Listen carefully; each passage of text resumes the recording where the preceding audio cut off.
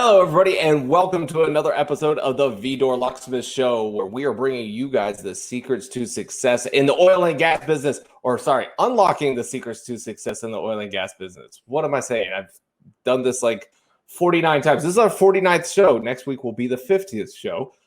So if you have any ideas for who should be on the 50th show, please let me know, and maybe I will get my tagline right at that point in time. Still screwing things up a year into this. This is actually a year and 2 weeks since the very first LinkedIn Live episode where we did our initial Vidor Locksmith show. So I'm really excited about this. This is great. It's Casual Friday, so I decided to put on a button-up shirt. We have an amazing show for you guys out there today. I am really excited about this one, especially coming from my MWD background, where I have talked about shock and vibration to a point where I don't even want to talk about it anymore. But today we are going to talk about it because it is important. It's very important to be able to understand the physics of what's actually taking place downhole. So for anybody that's out there watching today, please, as per normal, please let us know where you guys are watching from. We have already got Tiago. We've got Santiago from Perth, Scotland. Igor, Rolando Suarez, a good friend of mine over at Neighbors. We've got Derek Boyd watching, Hans, Oliver, and that's me. Says good morning. Let's start it off. All right, so guys, like I said before, please be sure to comment in the comment section. Ask us questions. Feel free to kind of banter back and forth with each other over there.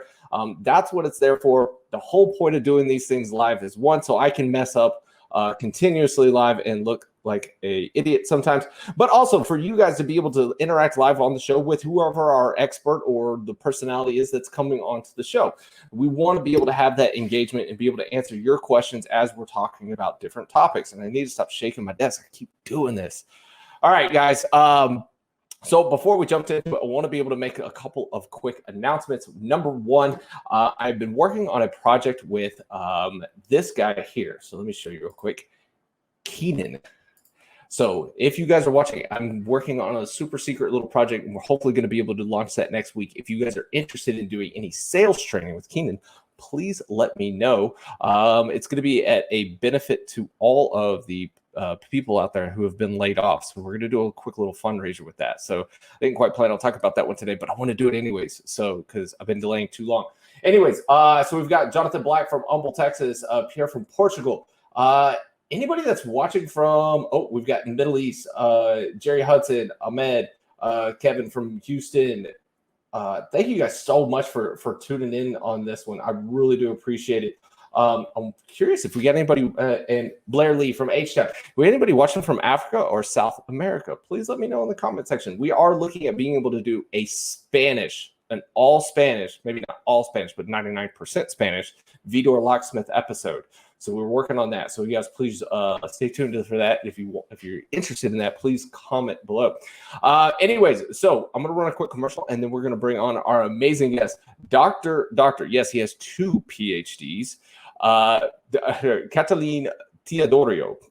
He is a professor at the University of Oklahoma, and he's going to be talking to us about drilling vibrations. So I'm going to show the quick little commercial, and then after the commercial, we'll bring in our guest. Thanks, guys.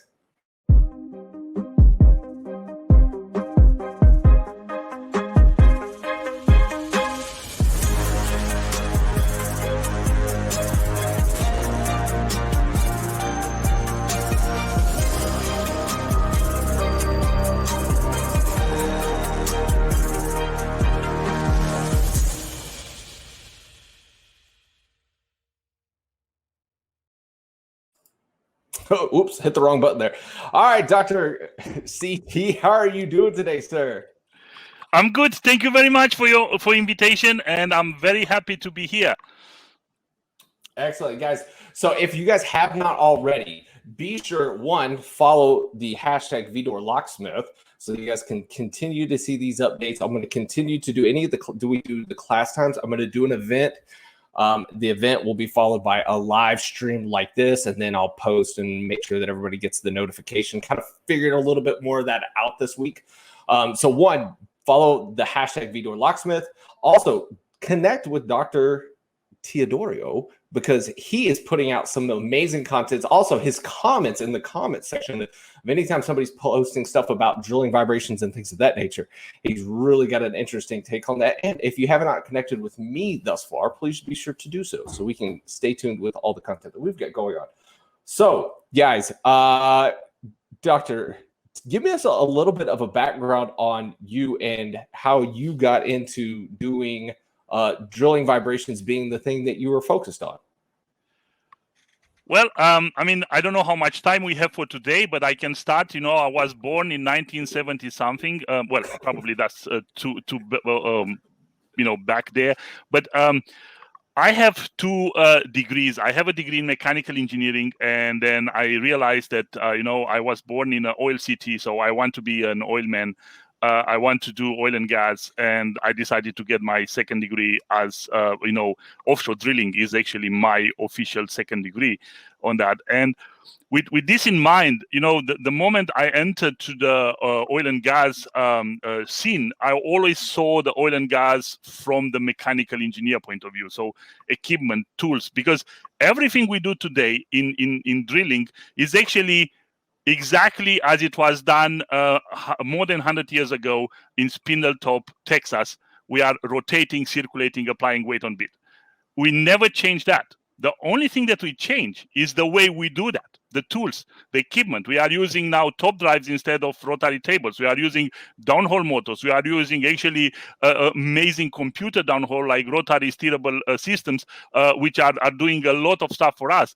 This is the technology actually that has improved that thing that, more than 100 years ago has been established as being the way to drill a hole.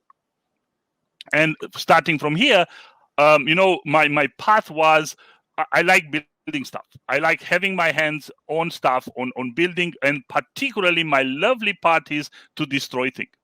And what you see here, vibrations are destroying a lot of things downhole.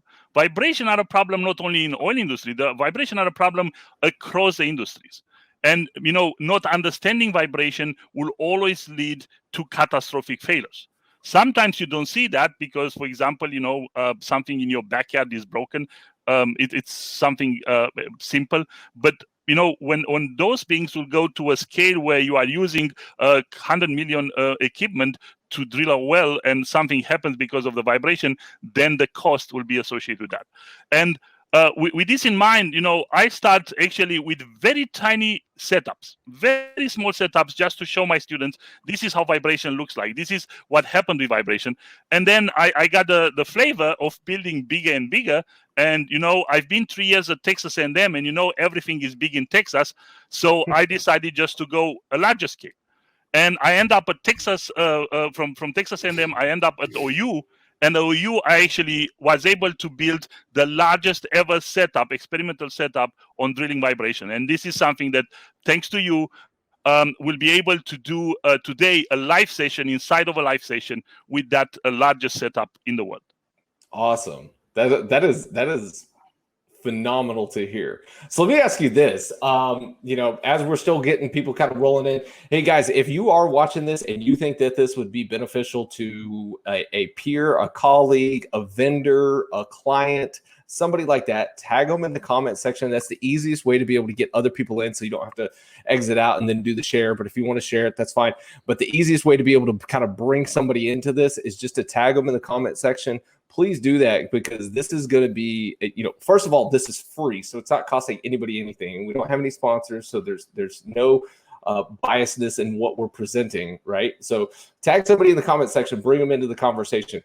So, Doctor, let me ask you this: as far as like downhole vibrations and stuff, we talked to Fred Dupriest one time, and he said, instead of trying to mitigate downhole vibrations, it's better to, apply better drilling practices.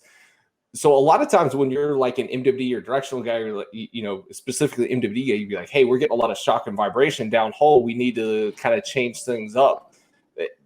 Is it more beneficial to look at the drilling practices there, or to be able to maybe design components to be able to better withstand what's happening down hole? Well, so first of all, I want to say I know here that's a very loaded question.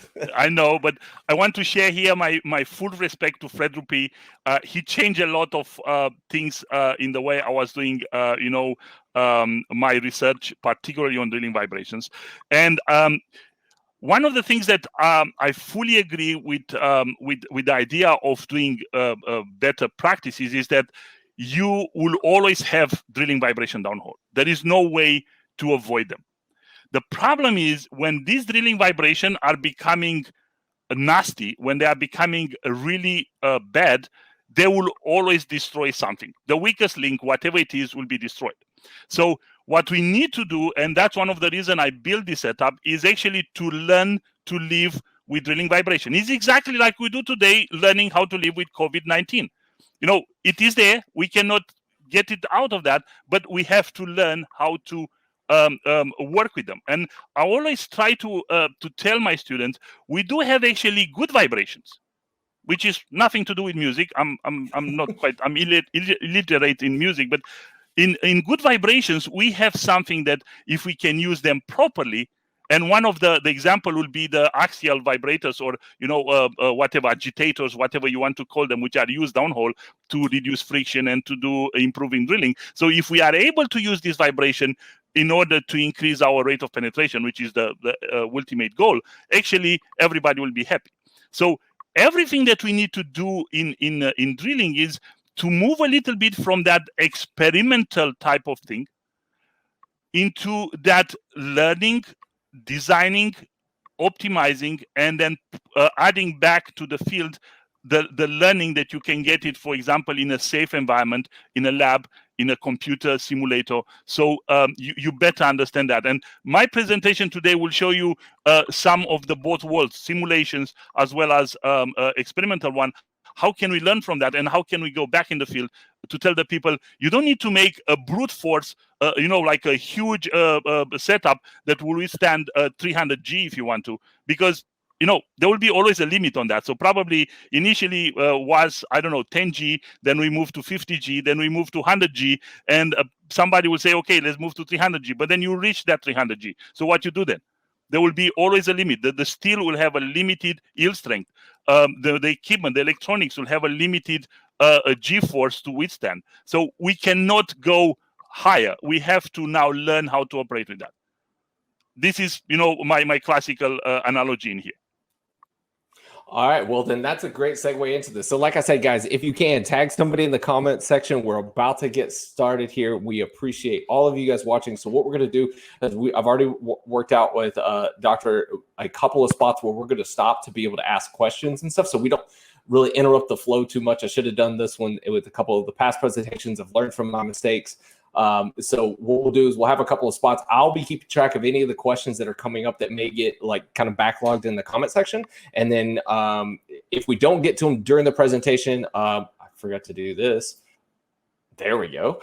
With my other little graphics, because actually we're already on to intro. So once we get done, we'll have a little bit of Q&A afterwards. I know not everybody sticks around for that, but if you guys want to stick around for Q&A afterwards, we'll just start fighting through all the questions until we kind of see a slowdown in them, just kind of like the normal pace of the show. So once again, thank you guys so much for watching.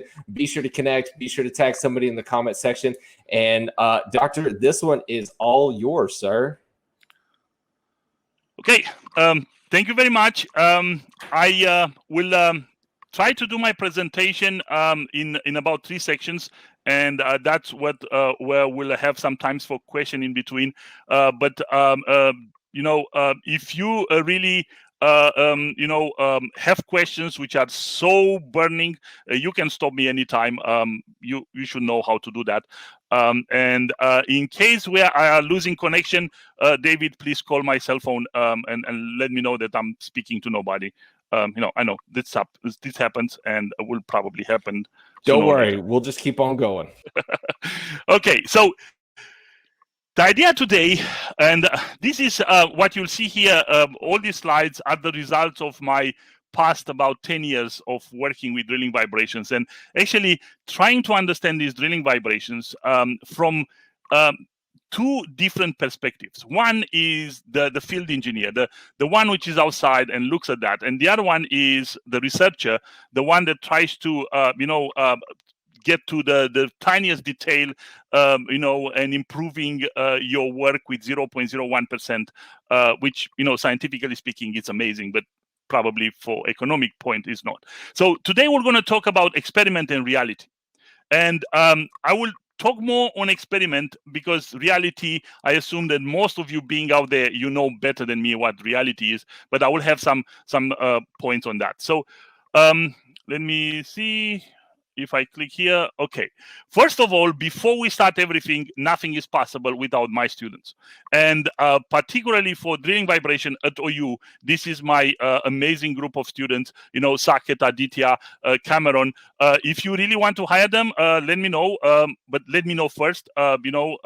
Sometimes I might need them for the next 25 years to finish what I started. But otherwise, obviously, they are on the market and they are available for that. If you need to know more about what we do and so on, you have my mail here. You find me on LinkedIn. And obviously, at this point, since we start with a commercial, we need to thank our amazing sponsor that, particularly for the stuff you're going to see today on our setup, they made this possible by sponsoring us, by supporting us. Science also means money. So obviously, you know what I mean on this. So this is the agenda for today. Obviously, I try to make it simple. Talking past 10 years of research in what David told me about 13 hours today. I think it's not big, but I will try to stick to these points. And to bring everybody to the same level, I will try to first show you what I understand by drilling vibrations, and let's see. And I will really love to see your comments about what you understand to drilling vibrations. Then I will talk a little bit about the importance, about how we investigate drilling vibrations, what all this stuff. And then obviously I will show our amazing setup, the largest worldwide right now. I'm still proud of it. Then we'll talk a lot of machine learning, because everybody talks about that. But actually we find out that machine learning without a strong experimental setup does not exist. So we need to have this kind of, living together. It's a marriage that you need to really keep it alive until the death will, take apart.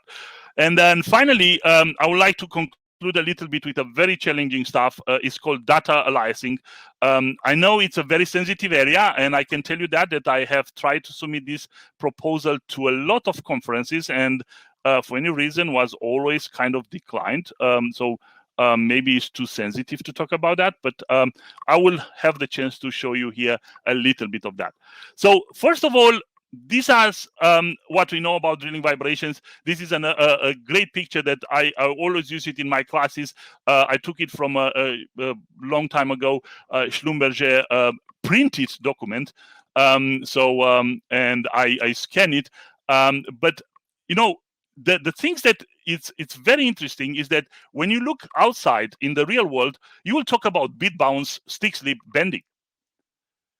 And actually, the reality is that, scientifically speaking, we have axial vibrations. That's what a scientist, I'm a academic, so I will talk about axial vibration on that. And this is when your system is start to moving along the axis of your system, which actually, imagine if your system is going now in a curve or in a horizontal section, the axial vibration actually are highly changing the direction of vibration. And then we talk about torsional vibrations. This is my favorite to date for a lot of reasons. And the main reason for that is that I used to have the first ever PDC bit that was on the market. And that PDC bit at that time was called the drill string killer, because it was breaking any drill string you attached to it. And the reason for that, PDC bit to destroy the drill string was mainly the stick slip vibration, because that bit was too aggressive, increasing torque and all this stuff. And then finally, The very fine aspect of vibration are what we look today in lateral vibrations. Lateral vibration, in my opinion, are the main killer of your electronics. And these lateral vibrations are relatively new because the way you measure them, the way you discover them, it's far beyond a standard, simple, data acquisition system that it was installed in the past in the system. Today we have that. We have the tools. We have and mostly because of the new equipment. As I was telling in the beginning, the new technology have actually discovered a lot of vibrations. And on top of these vibrations, because vibrations are irrespectively to the frequency we are talking, then we can talk about low frequency vibrations, and a lot of them, particularly stick sleep, was always considered to be a low frequency vibration. I will show you that actually stick sleep will induce a lot of other vibrations, which will be the high frequency spectrum. And the frequency level will be affecting now almost everything downhole, from the wellbore quality to the tool and the reliability of your tool, to the bid life, and obviously to your ability to continue drilling on that. So what I've seen a lot of time in here was that the torsional or stick slip vibrations are typically the classical first type of vibration that everybody will encounter. And I will show you in a minute a picture taken from a SP paper. And actually, the stick slip vibration has been highly linked to PDC because it is considered that a roller cone bit will have a relatively low torque, is not so aggressive. So the stick slip should not be really within a roller cone bit range. But actually, if we do have a lot of friction downhole, probably a roller cone bit will also induce some sort of torsional vibrations. So because of that, this is one of my favorite picture, and I want to thank the authors of this SP paper because they did this amazing work. In here, you see that stick slip is really the biggest chunk of the pie. If you like pies, you always try to get the bigger one, and you see here more than 50% is stick slip. But it's not only stick slip itself. Is in my opinion, is stick slip plus everything the stick slip may induce on that one. Which in our research we find out that these high frequency vibrations are actually the next area to look at. So moving from here, I will talk about stick slip because stick slip is important. And initially, my first setup that I built, it was on stick slip only. And I just realized the stick slip alone is not necessarily easy to look. So you need to add all the other vibrations to that one. So in a stick slip here, you can see that if you look at the speed and the torque, you will find out that your system, which in an ideal world supposed to be a constant line, is just bouncing back and forth. However, if you look at the speed or the rotation of the bit, you'll find out that your bit may stop. Whereas your drill string may stop also, but a little bit later, and there will be some delays between how the drill string reacts to the bit. Don't forget, if we talk about 10,000 feet of drill string, that drill string will have a lot of flexibility, and that flexibility is probably the critical element in understanding the whole drilling vibrations on that. And here I need to thank again to one of my former PhD students, Patil. You will see I'm using several of the things that we wrote together. He did one of the amazing steps to show why drilling vibration needs to be investigated, particularly in the lab. So that was one of our first setup. It was only 18 feet long. But still now is not anymore the biggest in the world, since I have a bigger one at OU.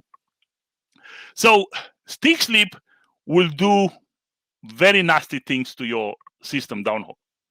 And not all the time what you see downhole will be directly related to drilling vibrations. For example, I always had hard times to justify, even to my students in one of my classes where I use these pictures, is to justify that this is coming from drilling vibration. But imagine if your bit will be broken like this first, and then you are trying to drill through that chunk that is left in the wellbore, your bit in the end may look like that. A lot of drilling vibration has been associated with fatigue of your components downhole, like, the threaded connections. One of my PhD is fully on threaded connection for tool joints, so it's still my first love on that. And I've seen that those connections are, they look so big, so strong, but believe me, they are so weak, particularly in facing vibrations and fatigue downhole.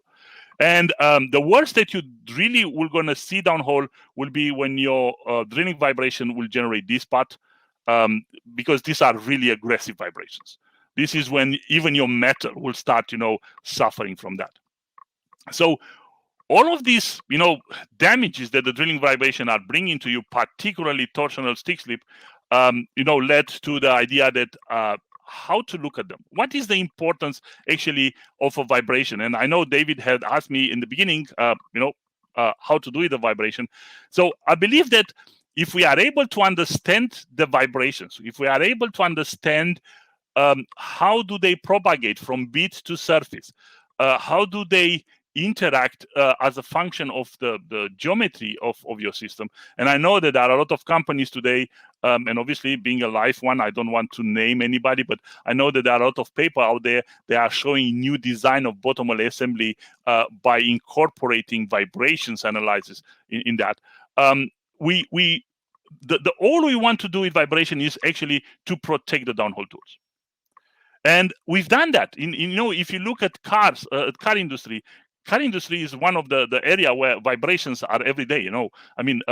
I'm not saying that the roads are bad in Oklahoma or somewhere else, but we have really nasty roads. And particularly if you want to go somewhere off-road, obviously you'll have tons of vibrations. So what you do is you are just building your car to survive this type of vibrations, but also you can do this like a dynamic dampening system where actually vibration will be now associated with a smart control of that. So your car reacts to the road, your car reacts to vibrations. So if we are able to learn vibration, we protect the downhole tools. And actually the idea is that a downhole tool that will stay longer on bottom will lead to a smooth drilling, better wellbore quality, and whatever anyone, I don't know how many operators are online today, but you always want to hear rate of penetration, increase rate of penetration, increase rate of penetration. I still believe rate of penetration is not the key of success. Because as much as we want to go, there is a cap of the rate of penetration where nothing will come out of that. We need to probably look at completely changing our way of drilling. As I said, we are drilling for the past more than 100 years the same: rotate, circulate, wet on bit. So probably we need to change a little bit there too. And then we look at vibration by creating problem. Wellbore tortuosity could be a big issue. Ability to actually avoid dog legs and having a nice wellbore that in the end will allow you to do better completion and production. There is one saying that I heard from a speaker that was talking in front of our students at OU. So that speaker said that actually today we are able to drill further than we are able to do well completion. And it looks like that the limitation on that is really the well completion for our system. So if this is so, it means that if we are able to improve our system, if we are able to do better wellbore quality in the end, everybody will be happy. And I think that drilling vibrations are really important for achieving wellbore quality, either to support the quality of the wellbore or moving backwards to be able to even drill the well. So this is actually one of the paper, and you see at the bottom one of the paper I have that Doctor, I want to jump in because this is our slide 8. So before we go to slide 9, we did have a couple of questions, and one of them was a comment From Saheh, it says that twist off is hardly caused by stick slip, more of whirl. So it's not really a question, but I feel like it could at least be addressed. Okay, so twist off originally came from the torsional vibration, because the twist off is starting because your connection particularly will start moving back and forth. And actually, what I will show you today is that in severe stick slip vibration, your entire bottom assembly will rotate backwards. And when your tool joint will gonna rotate in one direction, because it's designed to rotate only in one direction, and then you suddenly rotate backwards, that will create amazing damage to that one.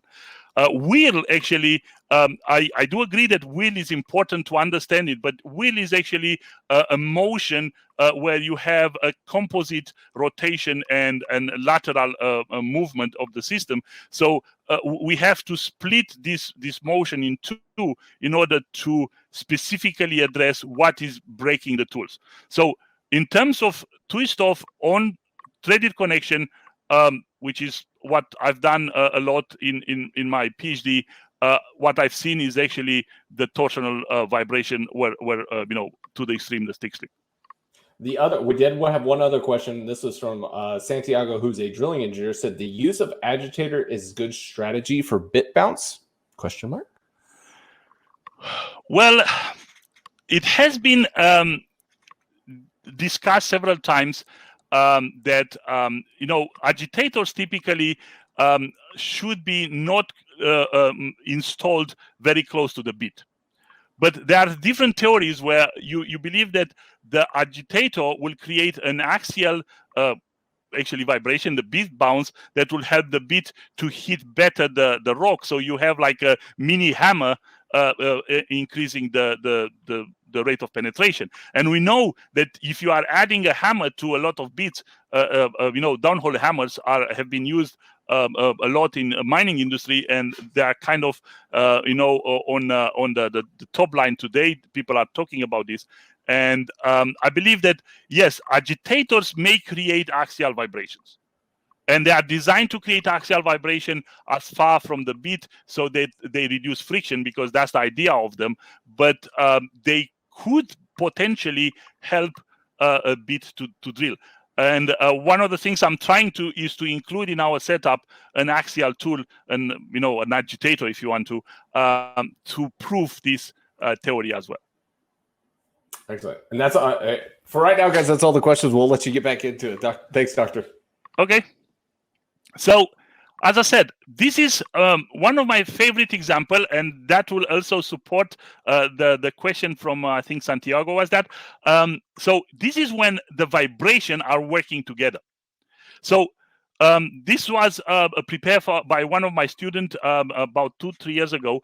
And please look at the yellow line. The yellow line shows you the lateral displacement measured when we have only lateral vibrations. Pure lateral vibration. So the system is only vibrating lateral, and you can see the big, displacement. Don't look at the scale; it makes no sense too much. Particularly in here, we have a system that the wellbore was not modeled in this system, just to understand. But you have all the detail in the paper here. However, the moment we are starting to add vibrations, so for example, when we are combining and modifying slightly the vibration, so that would be in a sense that I'm using an agitator that can be adjustable, so I can adjust the frequency, I can adjust the amplitude of the system. You can see here that suddenly the amplitude of my lateral vibration will go down to a much lower level. So this is what I'm saying here is when the vibration are working together. If we will be able to understand how each individual vibration works together and how in the end we can combine them to actually make them working for us instead of working against us, that's actually the ideal goal of anything in vibration. And that would be really amazing. I mean, I'm still probably there. I need another 25 years, as I told you, to finish that. But who knows? Maybe computers will be smarter soon. So we can do a little bit more work on computer from there. So because of vibrations becoming so important, we have to think about that simulating 10,000 feet of drill string in a lab is impossible. So you are trying to look at something else. And you are trying to look at, first of all, drill string modeling. And the drill string modeling, typically is based on classical pendulum string model. This is what a lot of paperwork have started with that pendulum spring model on that. But this, modeling, this simulation will always have an ideal case. We are working with near perfect conditions. Nothing can go bad. Everything should work there and so on. Experimental data actually will be able to help you validate your physical models. But we have a big problem if we are using pure field data, because field data is changing from a well A to a well B to a well C, because inevitably the nature is different. We don't have the same well with the same conditions. Even if you try to use the same bit for a certain section, you'll find out that the formation suddenly changes, or the bit is wearing off, and in the end you get different data. So that's why I believe that we still need these downscale laboratory setups. And these laboratory setups will be able at least to provide you a version of the reality that you can play with. You can change the number. So you become now suddenly in your laboratory, the creator. You change whatever you want, and you let the system suffering the way you want. So finally, the data-driven analysis, which everybody talks today, I always told my students, 25 years ago, we've been doing data-driven analysis.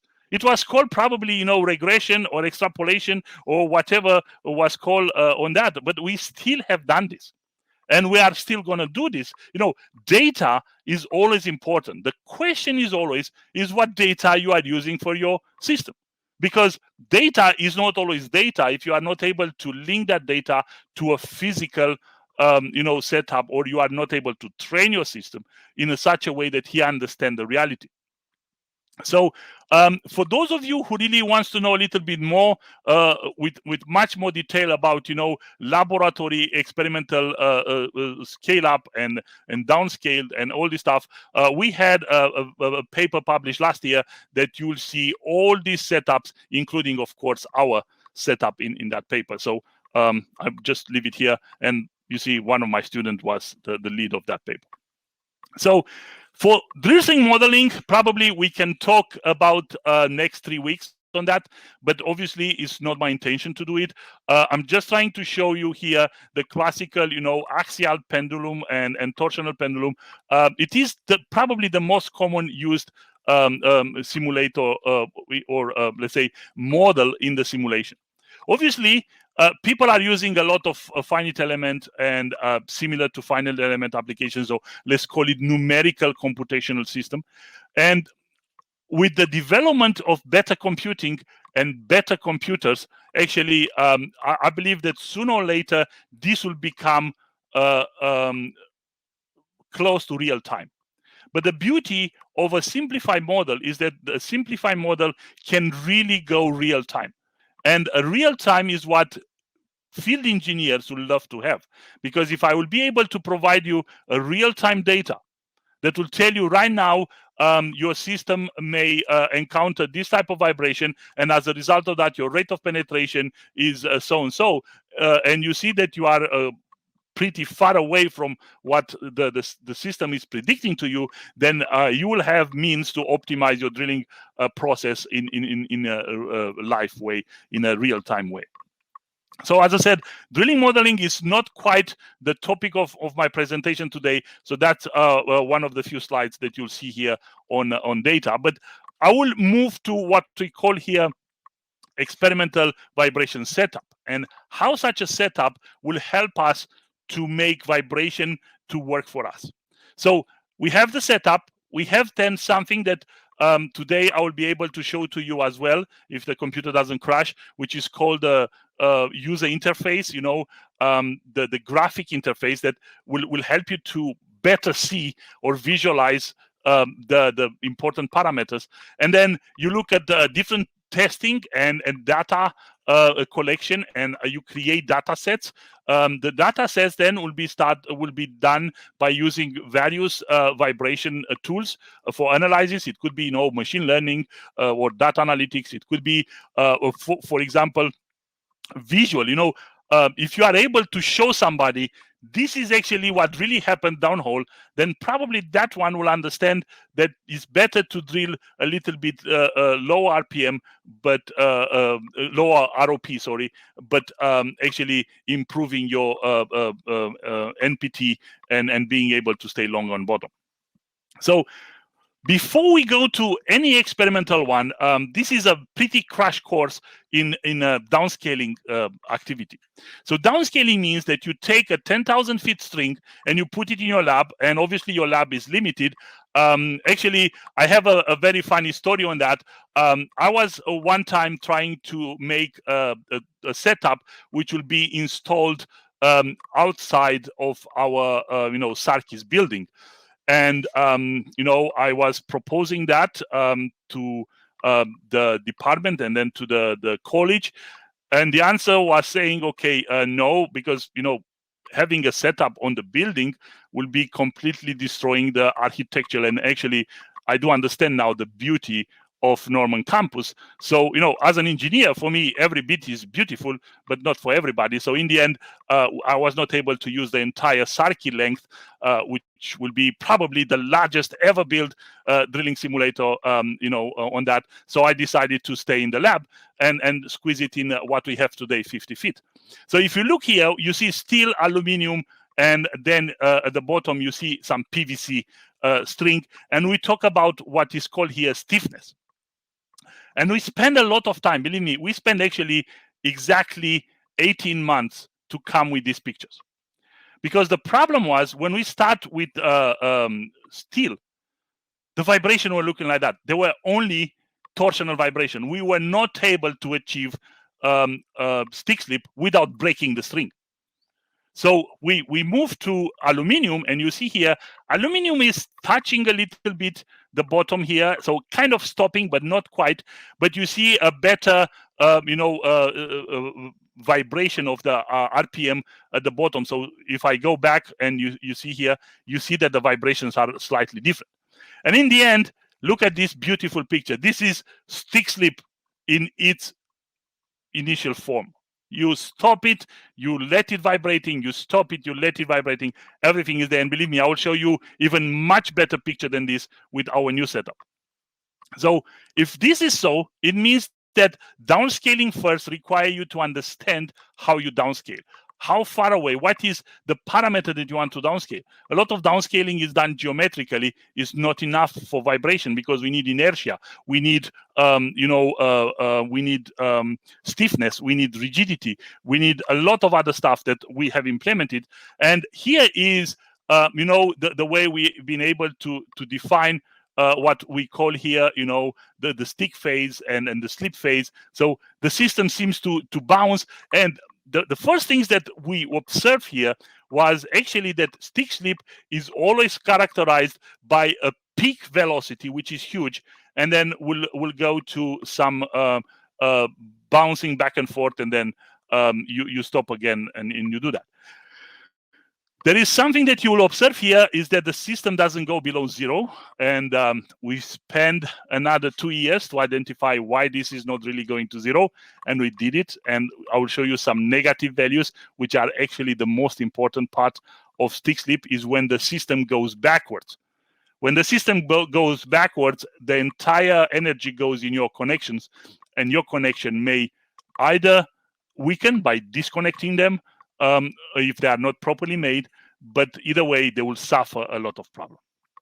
So now, this is one of the first video that we published in 2013, and you can see here that particularly this is a PVC string that looks like in reality. This is actually what happens in your wellbore, particularly when you have a lot of torque.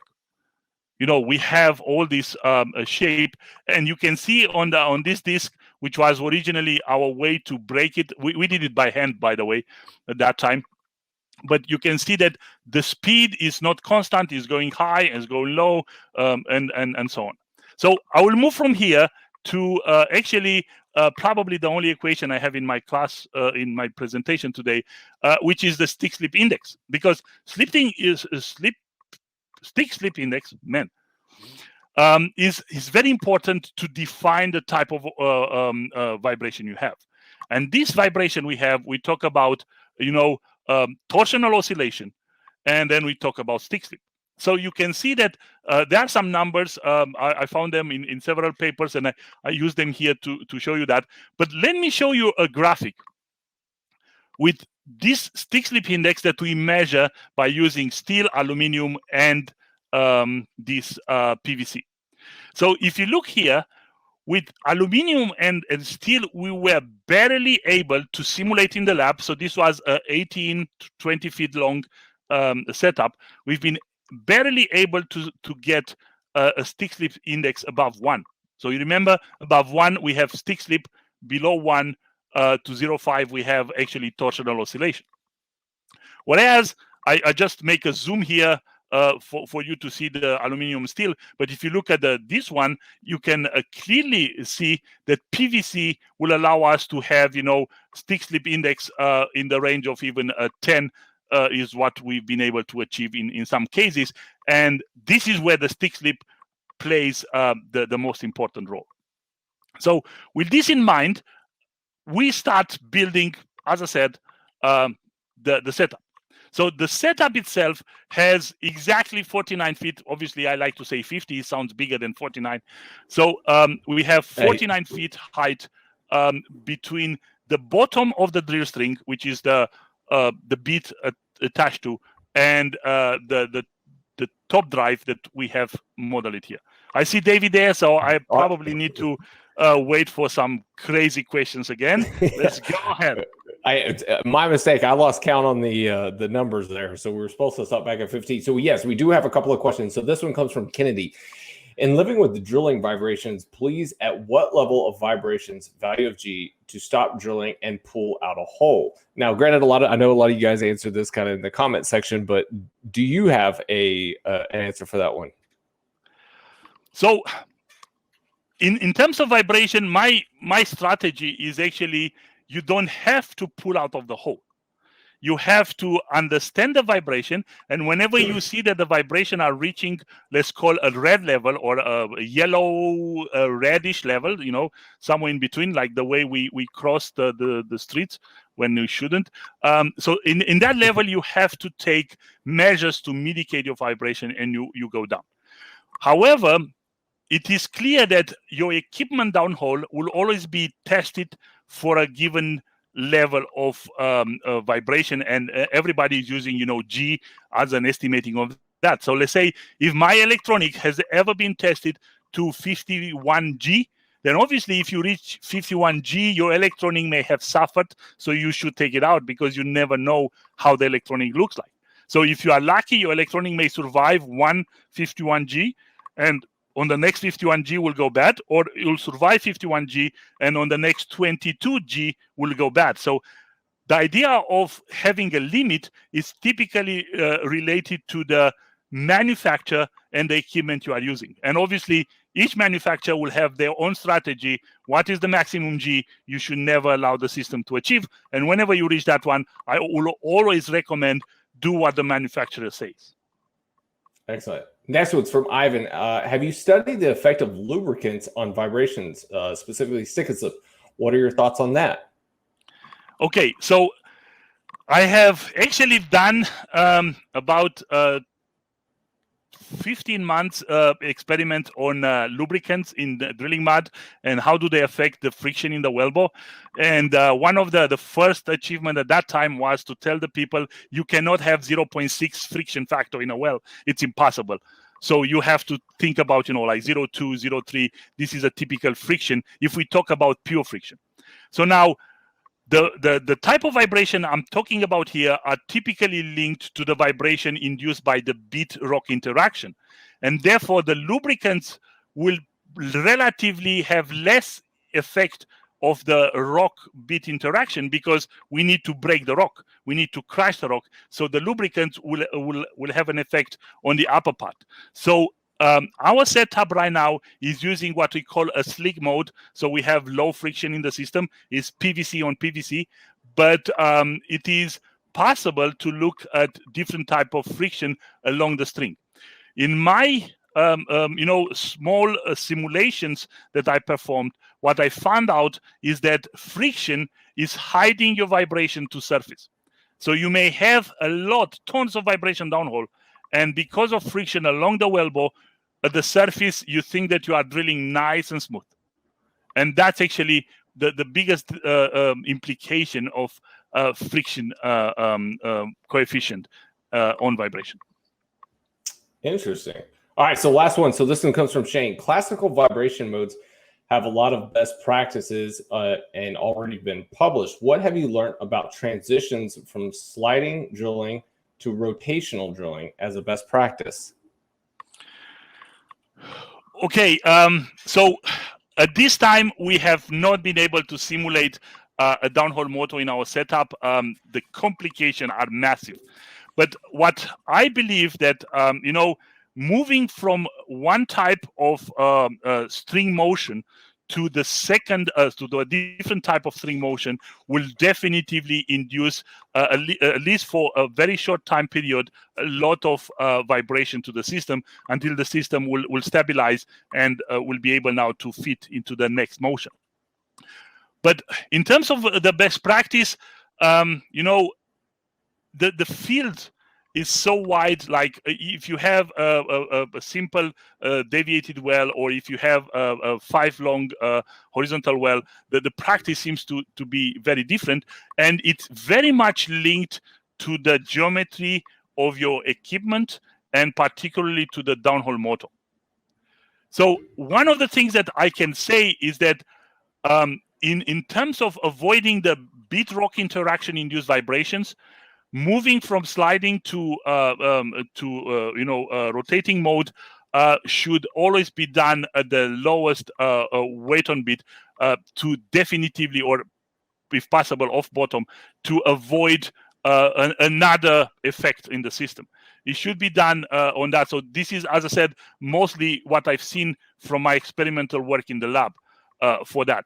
But I would prefer not to give an advice here, because with all these amazing companies outside and the tons of experience that we have, I am far beyond of having, a full solution. I believe you need to be there. You need to understand your drilling rig. You need to understand your downhole motor before you take a decision what is the best practice. I personally, however, don't like the world of best practice, because the best practice may work fantastic in Texas and will never work in Germany, because we have everything different is there. And I remember, one of the biggest example of that is why shales have never picked up in Europe is because the shales, or the reservoir there, are not the same like the shales in the United States. The technology available there, like for example, the fracking power available in Europe is not as huge as the one in the United States. So if somebody will tell you, add another 2 fracking units to finish the job, you may not find them because they are limited on that one. So the same is here on this. You have to first look and understand your system before you decide what will be the best one. All right. Thank you, guys. And you guys, be sure to tag somebody in the comments section. We'll let Doctor take this one back over. Thank you, sir. Okay. So now, one of the things that you can see here, this is our gym, where we do the exercise. Imagine that in order to make this running, we have to go down to this baby here. I will talk shortly about it, and then you have to go on top of that one. I usually do about 10 climbs a day when we are in the lab to operate with this. But this will be now, our top assembly and how it's working. We are using here, and this is something pretty unique so far, we are using a DC motor to simulate the top drive. And the reason why we move away from a stepper, a lot of setups have been using stepper motors for that, is because DC motor will not induce additional vibrations to the system. Then we have the drill string, which typically we start with 1/8 inch OD PVC, but we are able to add here almost anything. So last setup actually was using 1/16, and then we moved up to 1 1/4 inch for that. Also, we've been able, thanks to our amazing sponsor, to incorporate 2 laser positioning systems, so which are not touching the string, so the string is not affected by our sensors on that one. And then we have at the bottom here a braking element that simulates the torque on bit. And again, we have something unique in terms of simulating the bit-rock interaction. We are not using a real bit for that. What we are using here is a hexapod, is a fantastic, incredible robot, which is capable of repositioning itself within a micrometer range. And by that, we can program this to build into the system the same motion a real bit may have from the reality. There were several papers published by different service companies that they have instrumented their bit, and they are able now to track the movement of the bit. Imagine I can take those data and put it in our robot, and I can just make the robot to move identically with a real bit. So this is probably the biggest change in all the other systems you'll find outside. It's because we are not using a bit. If I will have to use a bit, it means that that bit will wear off. That bit will have a certain pattern, which depends on the bit geometry. However, with this robot, we can replicate any bit. And actually, thanks to I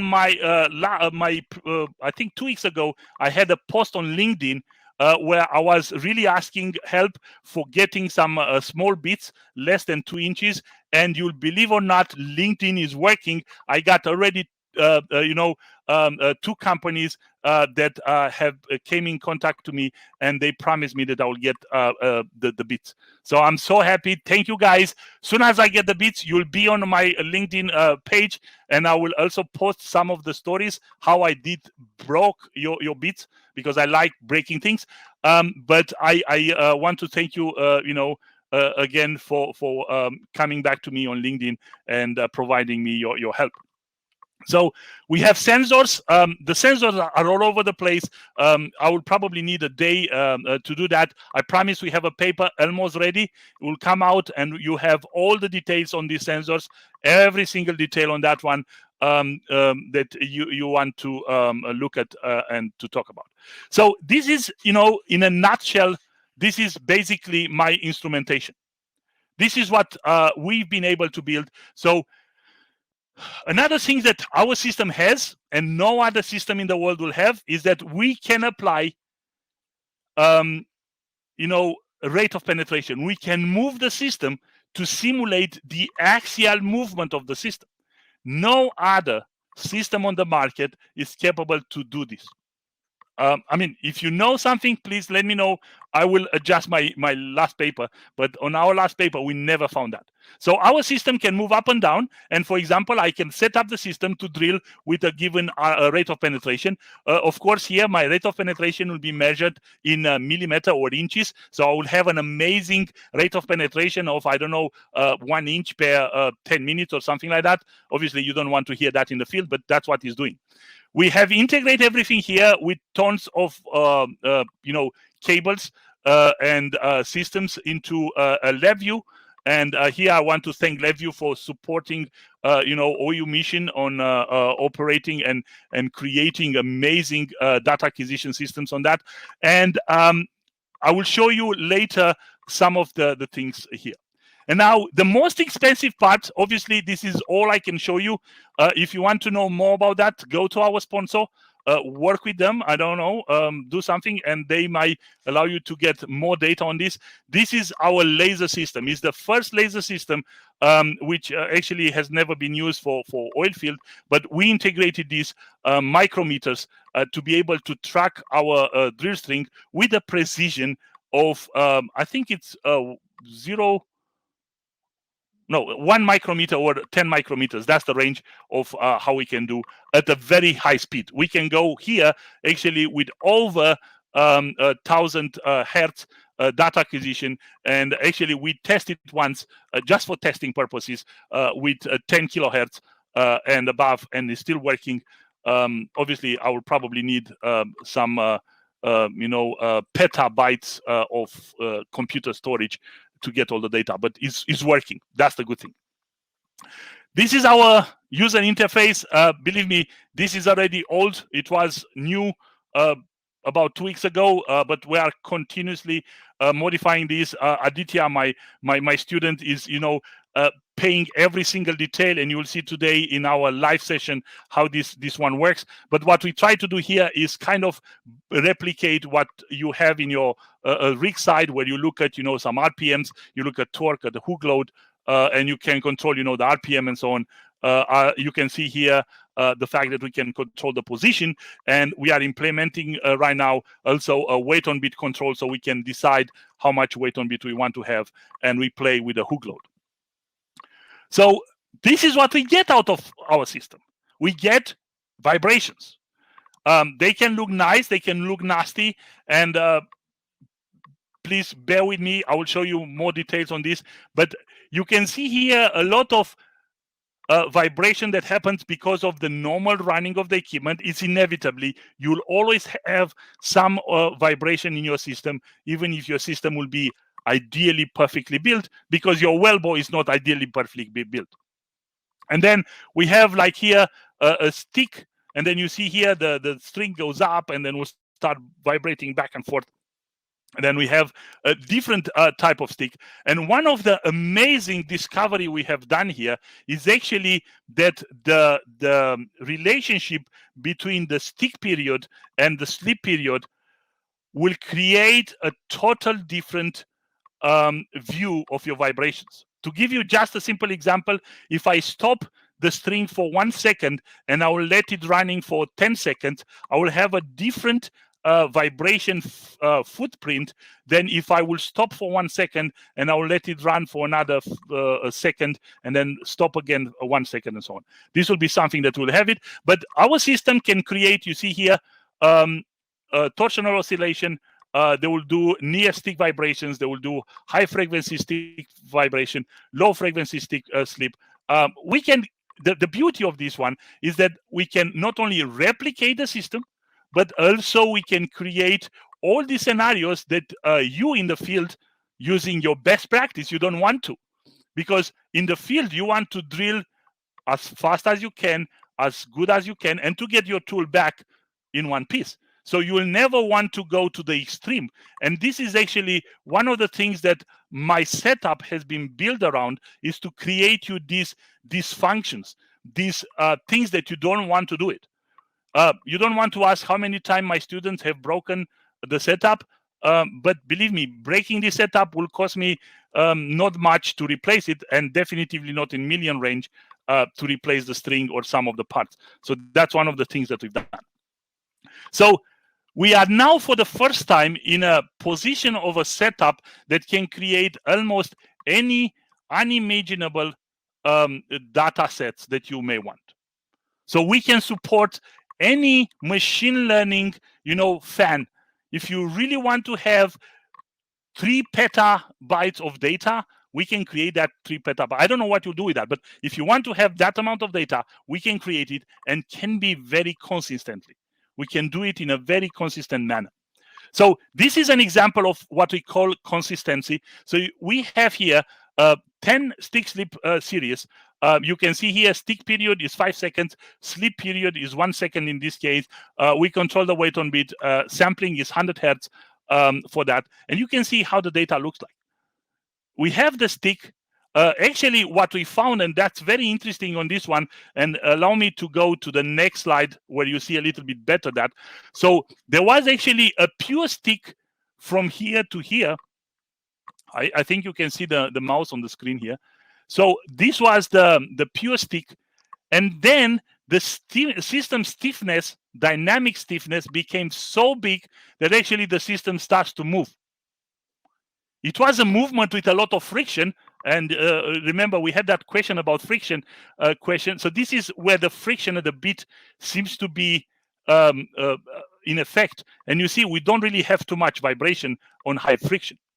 And then the system was released. So that will be the sleep period. You see on the sleep, on our setup right now, we observed a jump into almost 2000 RPM. It's instantaneous. We talk about, milli and microseconds here. But very important is that our system was able to go negatively for a very short time and then move back.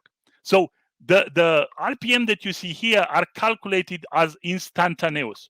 It's not an averaging. We are not doing any averaging. So basically, with the frequency of 100 hertz, that's the way we get RPM on that. And then, the system is trying to stabilize somehow. And when it's stabilizing, then we have the next phase of stick sleep, and the sleep comes on that. So already here, we've been able to document that a big friction on your bottom wall assembly actually may kind of arrest some of your vibration if possible. And I will talk in our live demo a little bit about that. So these supposed to be 3 videos that for any reason, my new office, and believe me, I have the latest version, is not working. So what I'm going to do here is I will use the old-fashioned method where I'm going to start another video into the video, and I assume that you can see this, where I will show you the stick slip. You see how it's going back and forth? So let me start it again. And let me do it. David told me to make a big zoom. So please have a look on this one and see how it's going back, forth, and then is rotating in the other direction. So this will be the stick slip from our setup in a different zoom. So now, oops, let me go to the next video.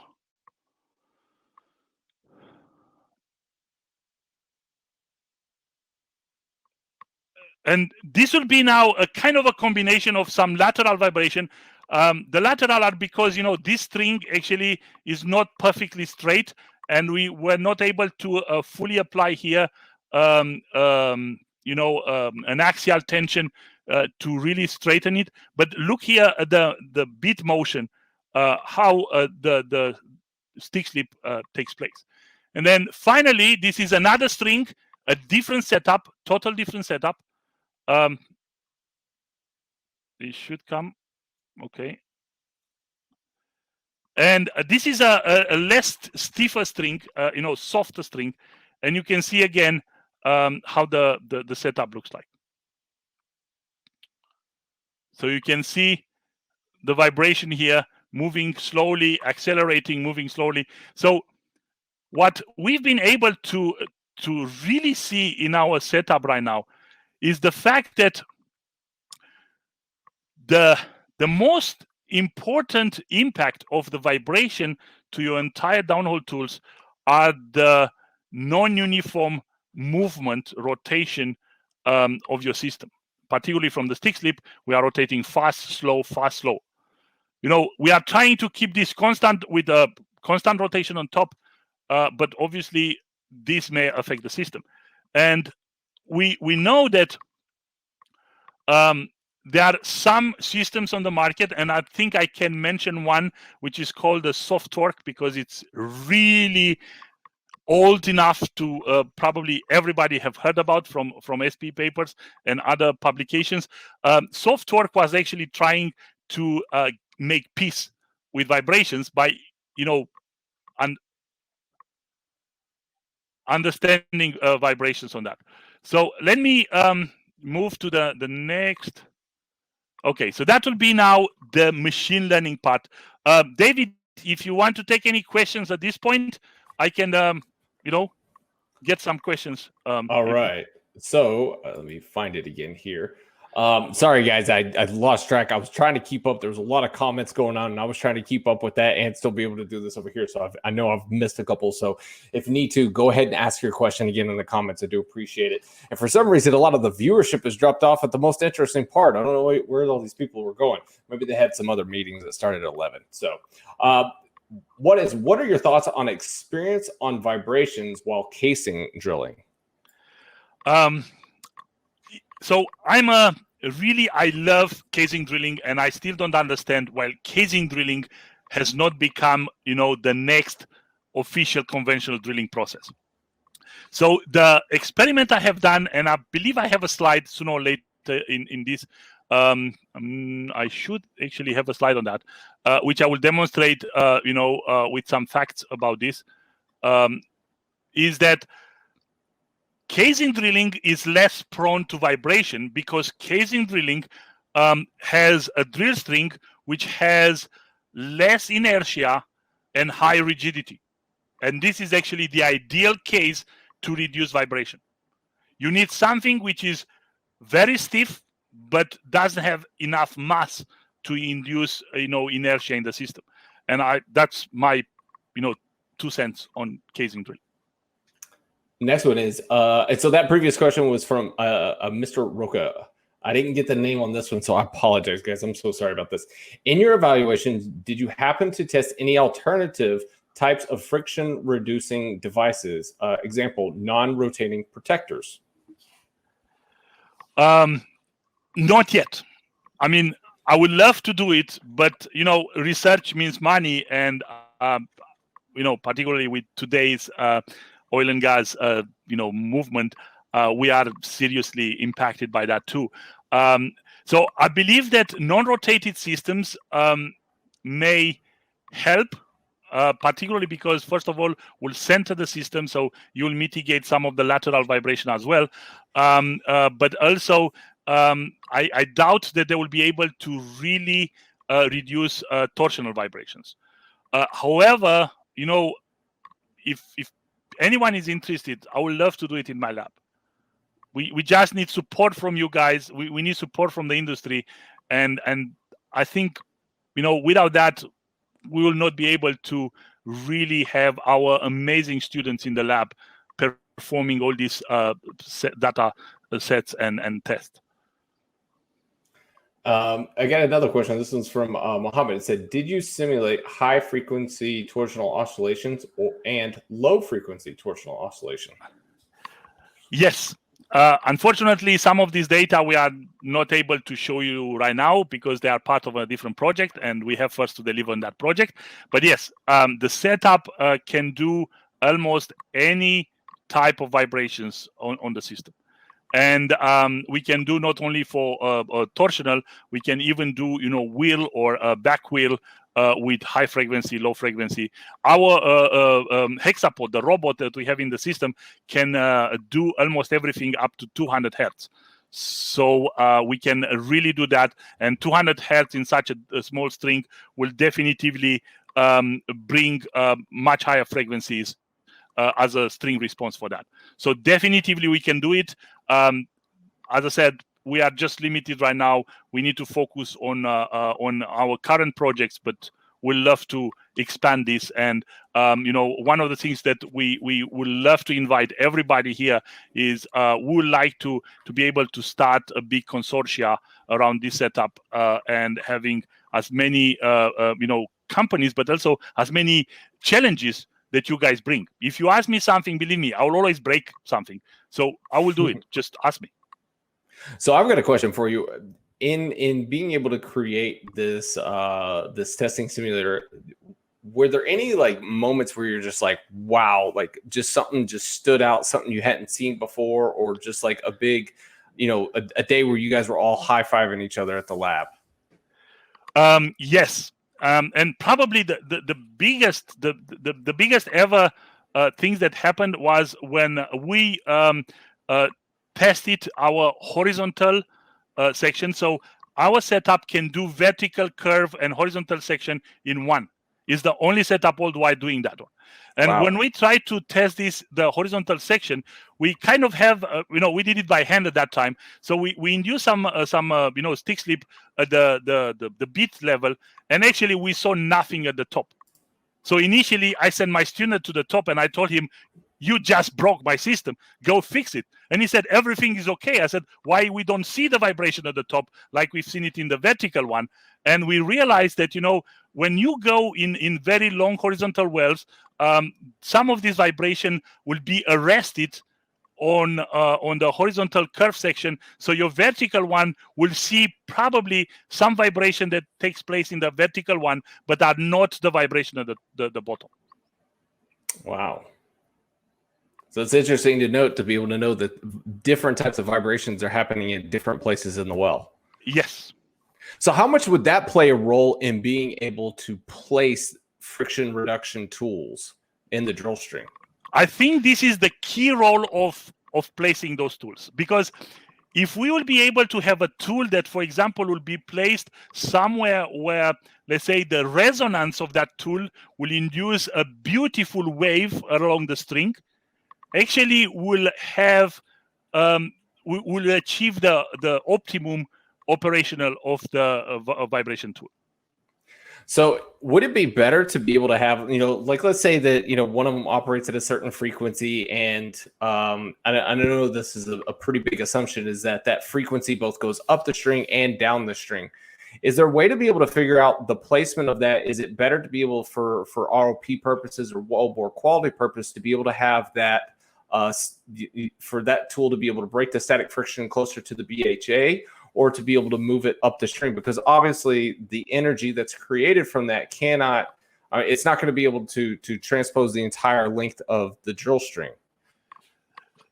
That's a very correct observation here. Actually, it depends what you want to do. Is the bottom hole assembly the one that induces your highest friction in the system, which typically, or based on what I've seen so far, I believe the bottom hole assembly has been so optimized today by our service companies that they have less friction than the rest of the string.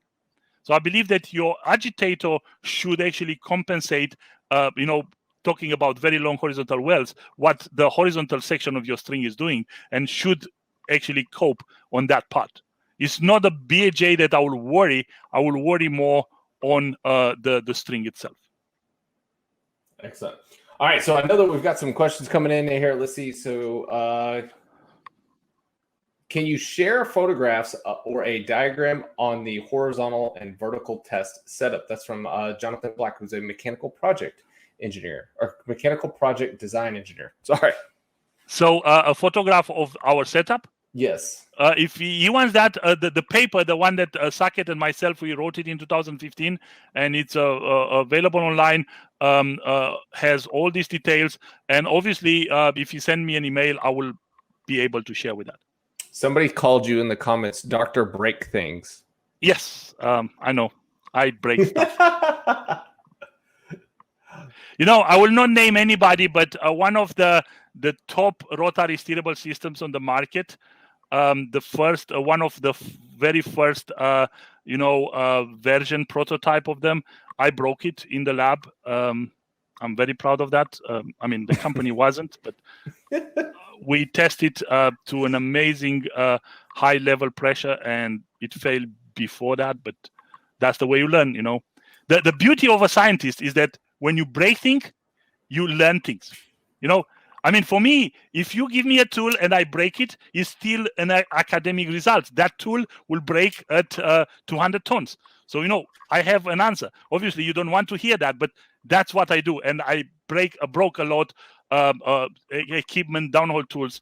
It's what I really love to. Even my setup here in OU is designed to break a lot of stuff. Not all the customers are happy with that, but once they learn that, breaking things helps you to go further, they embrace this.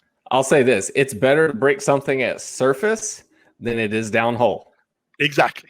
It may be expensive in your lab, but I guarantee it's way more expensive if it's downhole. I fully agree with that.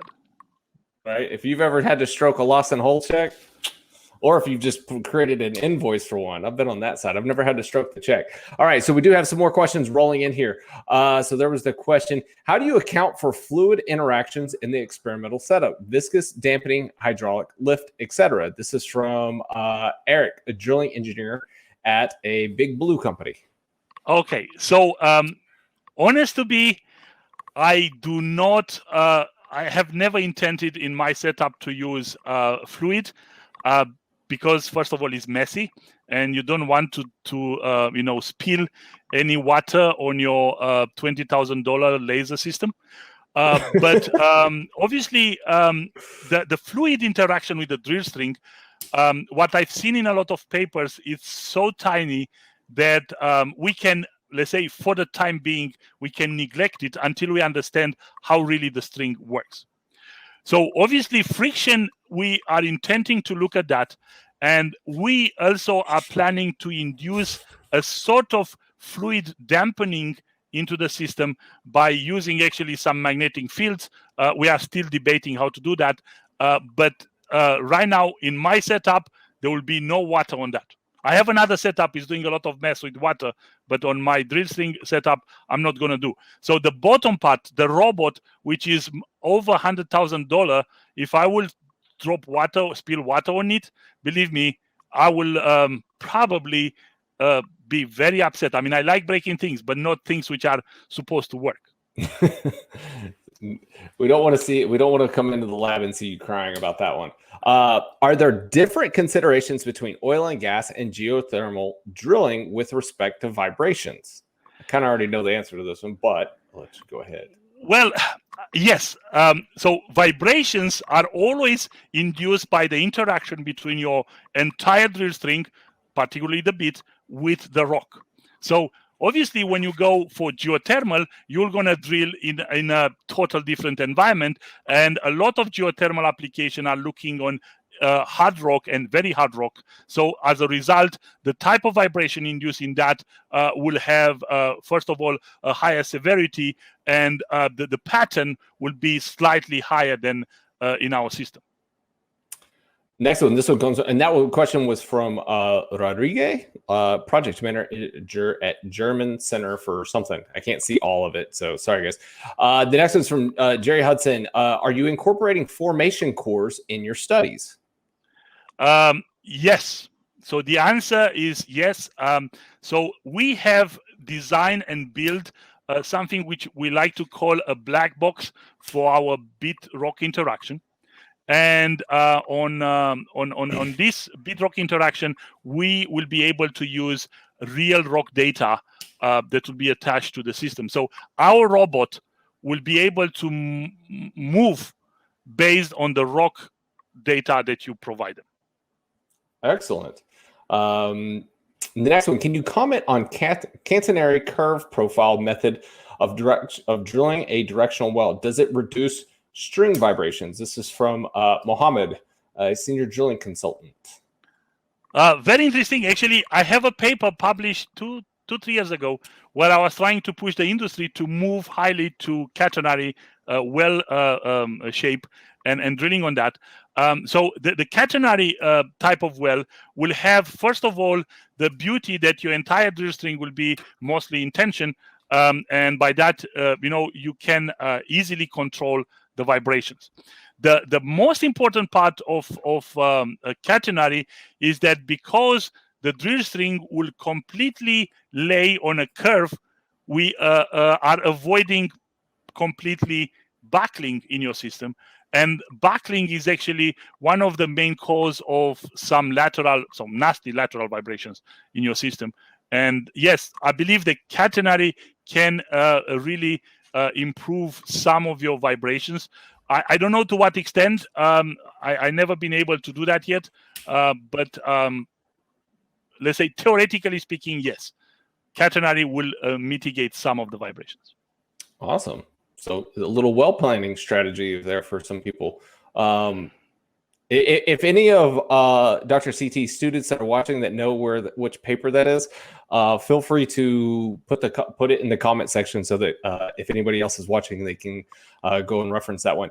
So this one's from Philip Stafford, account manager at Cougar Drilling Solutions. Regarding low frequency torsional oscillation and high frequency torsional oscillations, do each type of vibration you mentioned fall into one or the other category by severity? Of course.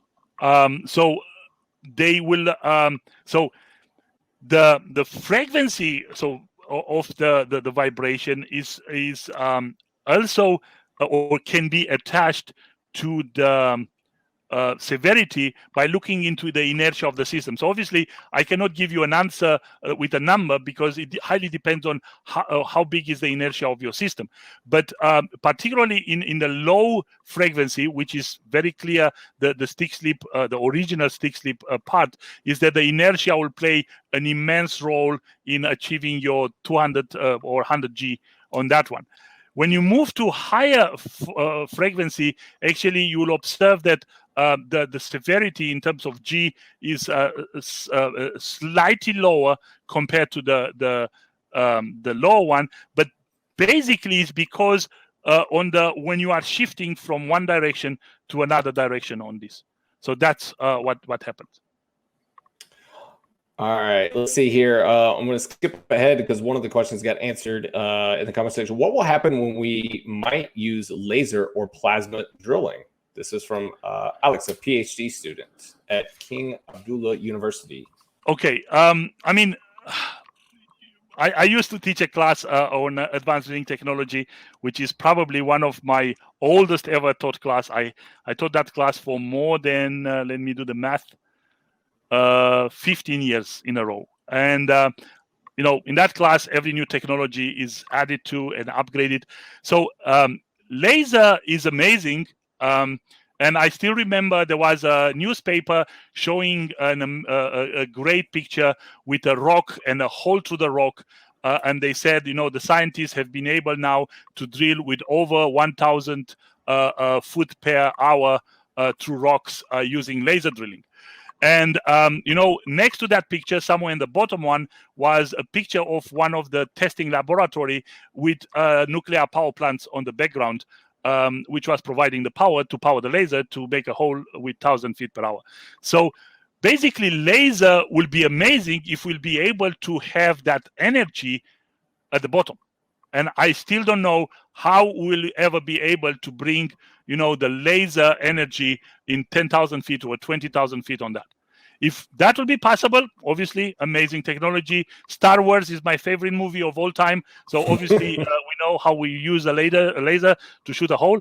But we are not there yet. In plasma, which is a kind of,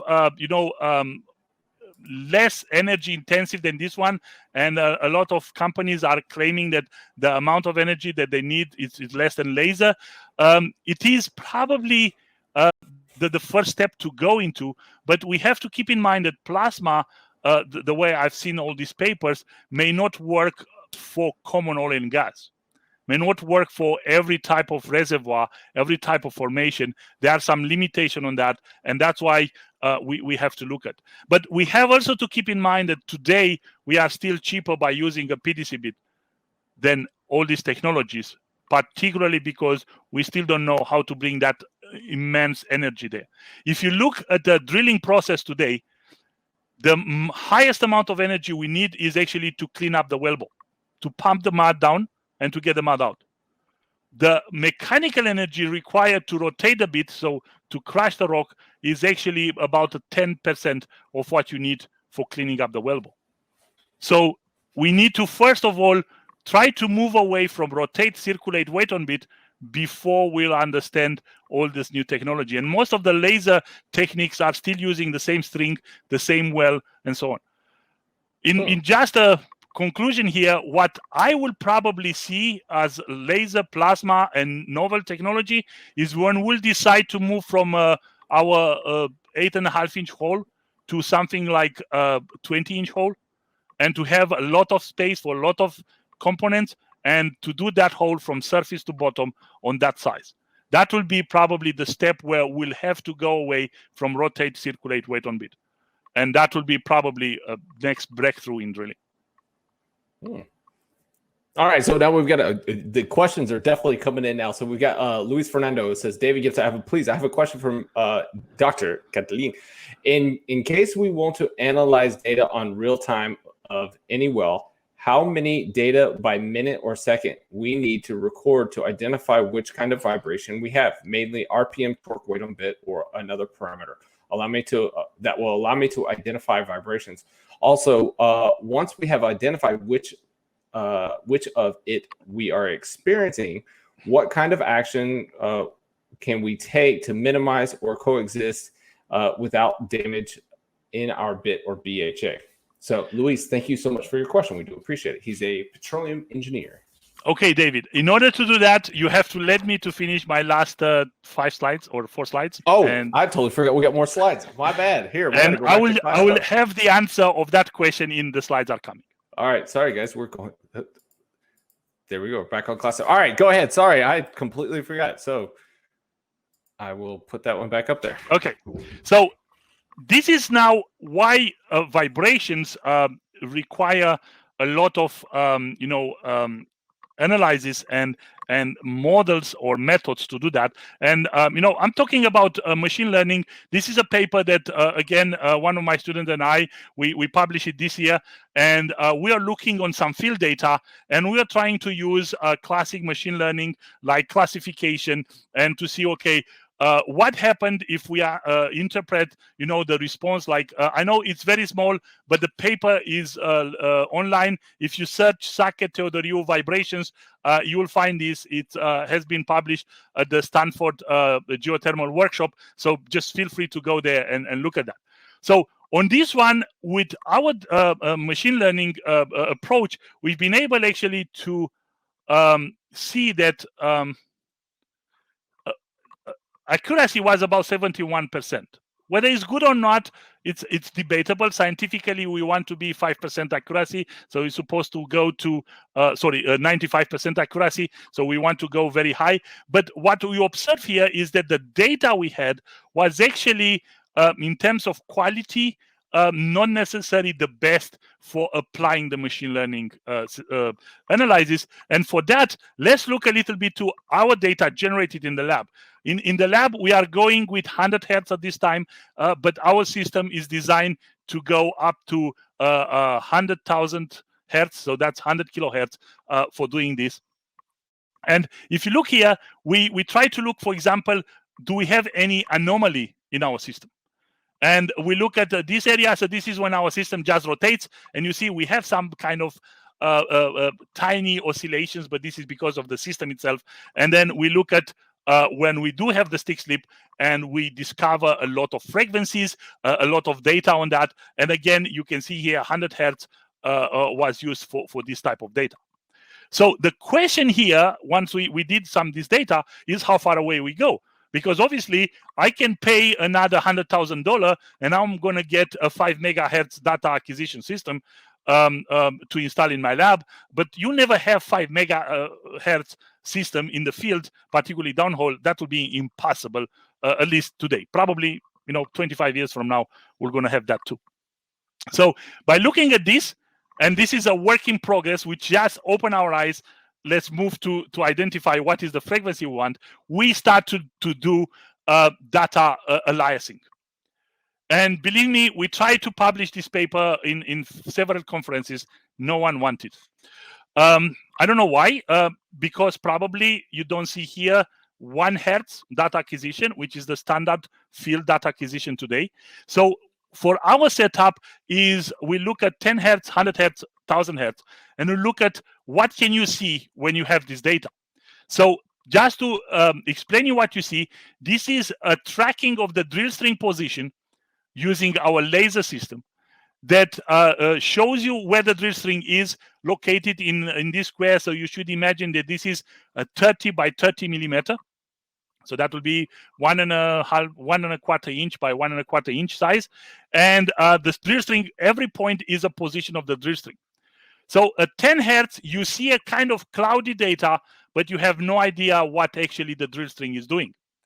At 100 hertz, you might have a tiny bit idea, but still you don't really know the proper movement of the drill string. Whereas 1,000 hertz, you can see clear that the drill string is moving. So this is a classical whirling, where the drill string is moving in all possible positions and so on. And also you can observe here that the data already provide you some very nice, you have a sinus curve here moving up and down. You have some oscillation of the data itself. Whereas all these 10 hertz and even 100 hertz are kind of hiding behind that. So the answer to the question, what is the real data we need? I believe we need something between 100 and 1,000 hertz today. And I know that our companies that they have been going above that. So I know that we can do this.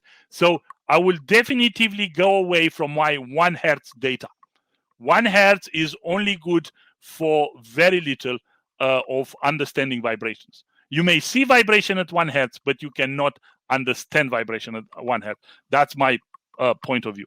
And I'm not building any downhole tools to do 10 kilohertz data. So companies are working on that, but not my job. So I hope I've been able to answer to the question as well. So this is a little bit of the conclusions we have here. And I believe that we need to become friends with our vibrations. We need to combine the vibrations to use the good vibration to deal with the bad vibrations. They will be on the same level, and probably the fight will become on the same level fight, so you have a better chance to do it. And also, as you probably have seen here, and I promise I will show you now, I believe I kept you too long, I will show you our lab. We can visualize these vibrations. We can look at them, and we can, use actually our major sense that we have, the visual one, to understand these vibrations.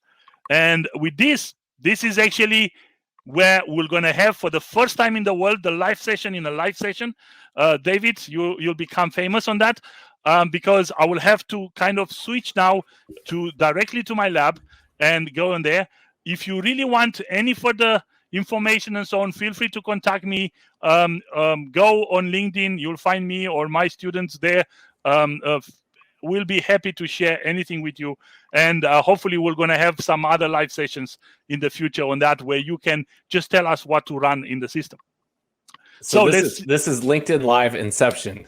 Yes. Live within the live. Okay. So guys, thank you guys so much for watching as Dr. CT is pulling everything up. So thank you guys so much for watching. I know that we've probably run overboard a little bit as far as some people's time. I know we've had some people dropping off, but there's still a lot of people watching. So we really do appreciate it. Like I said, connect with both myself and with Dr. CT here. Go ahead, sir.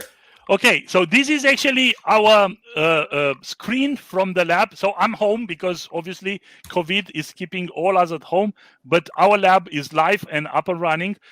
So the panel, what you see here on the left, which is now controlled by one of my students, is showing you actually the control of our brake. So you remember our setup is controlling the brake at the bottom of the system, and I will try now to open my next computer. So this will be a little bit fuzzy, and I hope my home computer will not crash. But I will just pop up live the bottom part of our string. Our string right now for this demo is actually in what's called that, in vertical mode. And let me just get a higher resolution here. Hopefully it will work. Yes. So this is actually the bottom part of the string. You see here at the bottom, this is our brake. We control this using current, and we can do with our computer any stop or go. We can have sinus curves. We can have, sharp stop go, and so on. So this is fully programmable. And then we have here 1 RPM, which is the exact RPM that will be the RPM of your drill bit. And then on top of that, we have another one. Currently is disconnected just because we are upgrading the system again and again, as I told you. But we can add several RPMs on the system. For that, the idea is of this RPM is to look into our bottom hole assembly, which obviously bottom hole assembly always touches the wellbore, so that allow us to have inline type of RPM sensor. in the string itself, we have nothing, and is going up. So now I will just close this. Usually it's faster on the internet, and I'll go back here. So for our system, what we're going to do now is I'm going to start my setup, and we're going to run here the setup itself. So right now, this is just starting. The setup is just recording 0 all over the place, except, we have a tiny bit torque because we stopped this earlier after we did some test. And I'm going to run the test by showing you here some RPM. And this RPM, don't get scared about this. The amplitude here is doing auto scaling and so on. So this is actually what you see in a system as induced vibration because the system is running. And obviously our system has some friction in the system, not because we start anything. It's because the system itself will have some friction, and you're going to see some of up and down. The beauty is, because we talk about vibrations and the effect of frequency, if we were going to increase our RPM, which obviously we're going to go here, you can see that the amplitude of our noise will become smaller a little bit in the system.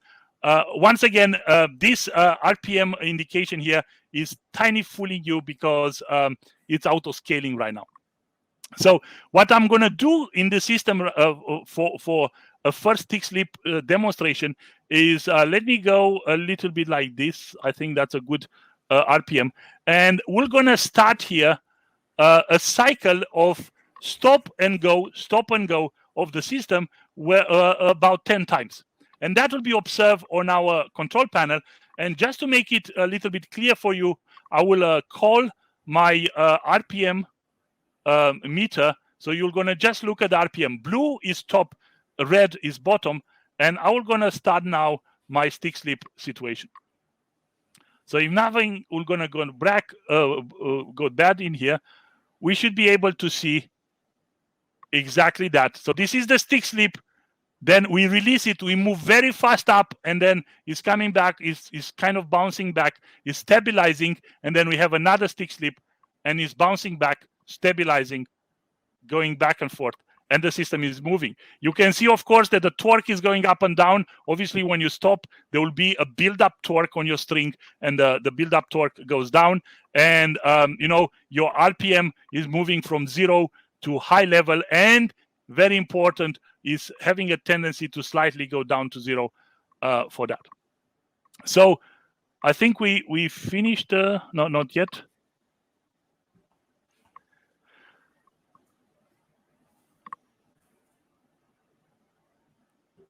So please keep this image kind of in your background, because what I will going to do now, I will program the system to create a very fast stick slip, and you're going to see that your entire vibration idea will disappear, will become totally different. I think we are stopping here. So let me do something crazy. I will put here a 0.5 seconds for rotating, and I will let the one for stopping. And look what happened when you have repetitive, very fast stick slip.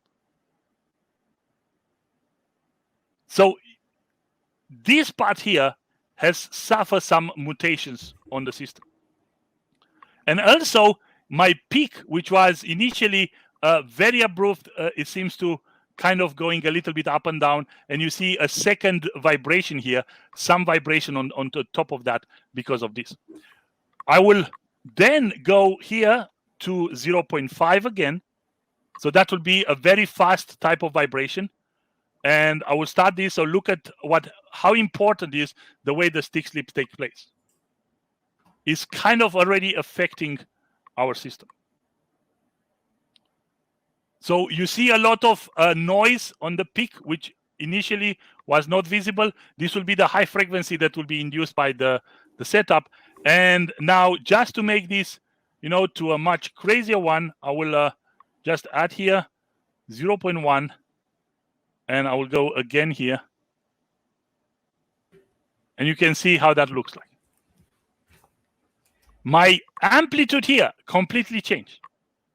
We started with 1000 because the string had time to build up, but now the string doesn't have time to build up, so my frequency is changing. And well, obviously our setup, thanks to my student Aditya, we can record, torque, weight on bit. We can do a lot of data, saving and controlling.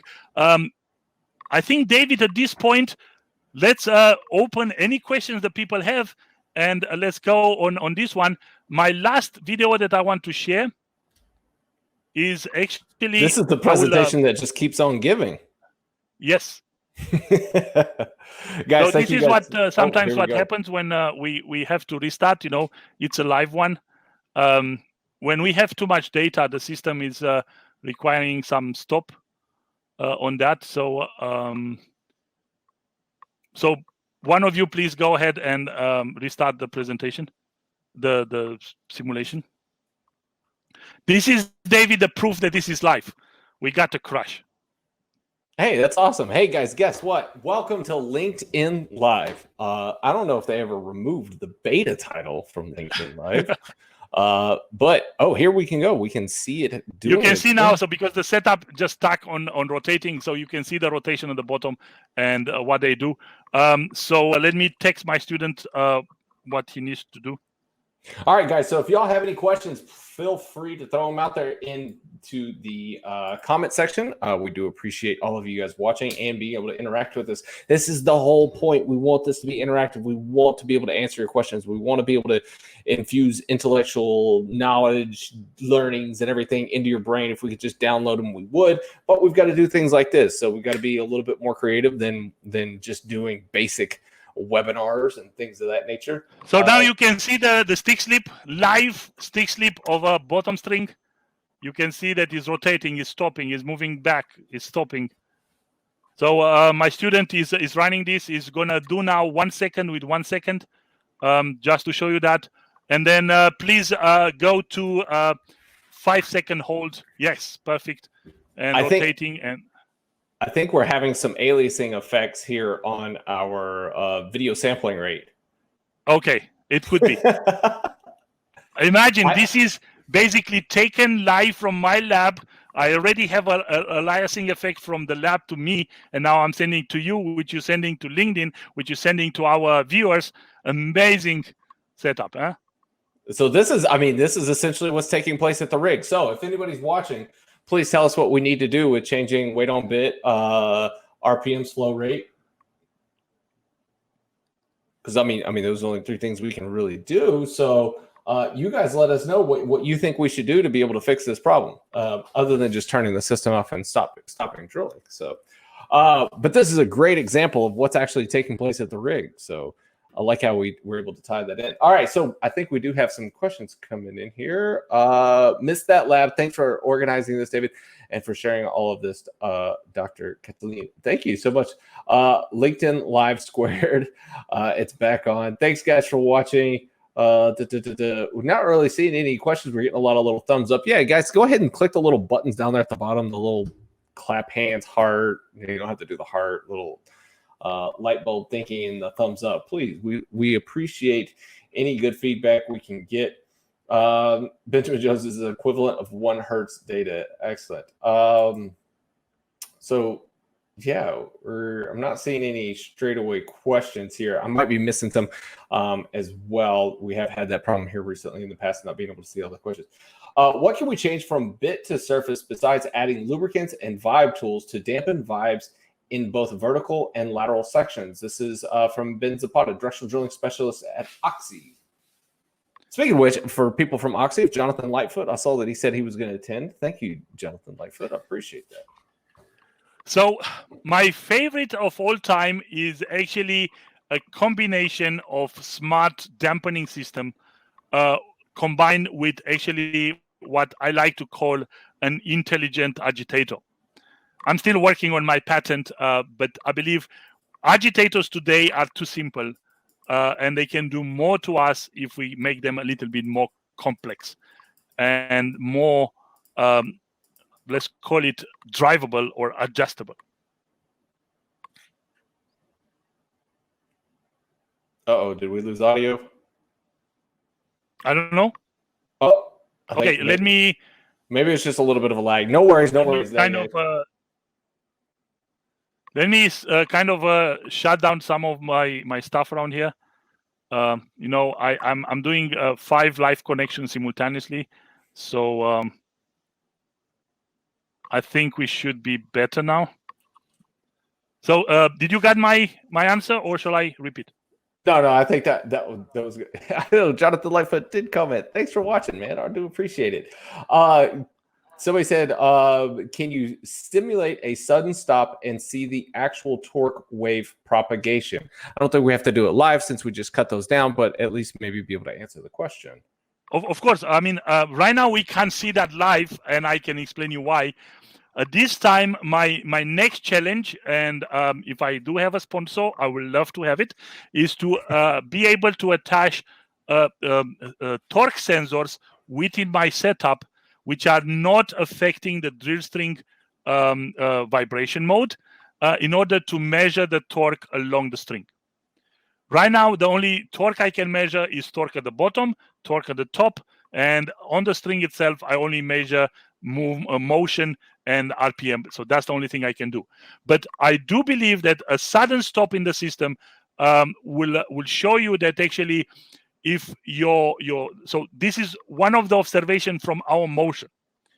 If we stop suddenly the system, it takes about few seconds until the torque at the top will respond. So it means that the torque along the string is actually building up. So that's something that actually we might be able to do it live. So let me see if I can pull back my control, and I will just give it to you. So go ahead for the next question while I prepare. Okay. So what do you think on software installed on the top drive controller to cure stick slip oscillations, such as a branded one or other? Try not to use any branded stuff while we're doing the show. Just don't want to. Right. I don't want to out anybody like that. Sorry, I'm getting text as well for other questions. Oh gosh, I'm in trouble right now. If that's a text, I'm in trouble. So yes, I do believe that making the top drive intelligent to be able to react to our system will definitively help you first see vibration or understand vibrations, and then mitigate vibration. This is actually my entire goal since 10 years ago when I start looking at drilling vibration. For me, my idea was to be able to solve vibrations. And the only way you solve vibration is you need a complete system. You need a system which is able to see vibrations, to understand vibration, and actually to take action. So if you look in the Oxford Dictionary, the definition of intelligent is actually somebody which has the capability of seeing, understanding, and learning. So that's what we want to do. We want to do our top drive smarter. But the problem to make it smarter is to combine all this together. And this cannot be done by just having the top drive. You need to go down to the string and to understand first how the string responds. So let me do here one single cycle. So I will just create here one cycle. We're going to have like a 5-second stop. And then I'll make this full screen for everybody to be able to see a little bit better. Okay. There we go. And if anybody's watching on their mobile, I apologize. So I will also leave the graphic here because you can see on top the RPMs and the second is torque. So look how the torque will start building up when I'm going to start the setup. I hope it's working. So if not, it's not my fault. My students did it. So keep in mind that. So now we have a stop, and let's wait for the system. Sudden stop and then releasing it. So look at the torque. You see the torque is building up. Can we make that bigger? Now I can make the torque bigger. There we go. So look at the torque build up. It's not linear. The torque build up is not linear. It's taking up and then suddenly goes down, and then the torque will start bouncing back and then will stabilize. So this is something that will happen here. So let me do this again but in a different mode. I need to stop this, and I will give you now 100 hertz. So we're going to have a little bit better frequency, and the spray is working, as I said. If not, my students did it. Okay, we have 100 hertz, and I will just go back to the torque, and I will restart the system. So we stop. You can see again now much better the curvature of that. And you see how the system is even bending even more until you reach the maximum torque, and the system drops down and so on. So that's why also the importance of the frequency that we have it here. So that's one of the things that you can have it. By the way, I never show you this one, and I think we can show you here. I have mentioned about the tones of the cable. So this is how the setup looks on the top. This is our top drive around here with a lot of sensors, torque sensors, RPM sensors, weight sensor, vibration sensors. The top part is the top drive. Actually, the hoisting system. We are using a linear hoisting system, which is moving this up and down. And all these boxes, probably the only person who knows what is in these boxes will be my student Aditya. He pulled all the cables. If you don't like the way the cables looks like, talk to him. His problem. But it's the only way to make this working. Believe me, we are changing the setup almost every time we get new data. So sooner or later, we'll have a nice setup, believe me. But probably when I retire, I will leave this in a clean kind of work. So if we have any other questions and people wants to do anything, let us know. I mean, before the system will totally crash, we are ready to. All right. So we did get a question earlier, and this is from Cesar. He's kind of asked the same question several times, and so I know he definitely wants to be able to get this one in there. He kind of asked earlier, is there a difference between drilling with air or versus drilling with fluids? And he says, how similar are your experiments when compared with a dry annulus drilling with gas phase or a drilling fluid? And excuse the question if it's been repeated. No problem, Cesar. Thank you for participating. That's why we're doing this. So you guys ask all the questions you want to. So, I mean, drilling fluid, particularly if we have something with friction reducer, will definitively help your drill string to provide the energy to the bit. And the more energy I have to the bit, obviously my dynamic that will happen at the bit will be reflected in different type of vibrations. So I fully agree that by having something with less friction in the system, you will see a total different dynamic of your system. For our setup particularly, we are neglecting the drilling fluid because we can simulate that type of low friction, high friction by creating just different interaction between the drill string and the pipe. So air drilling is good because will help you particularly drilling faster, being under balance and so on.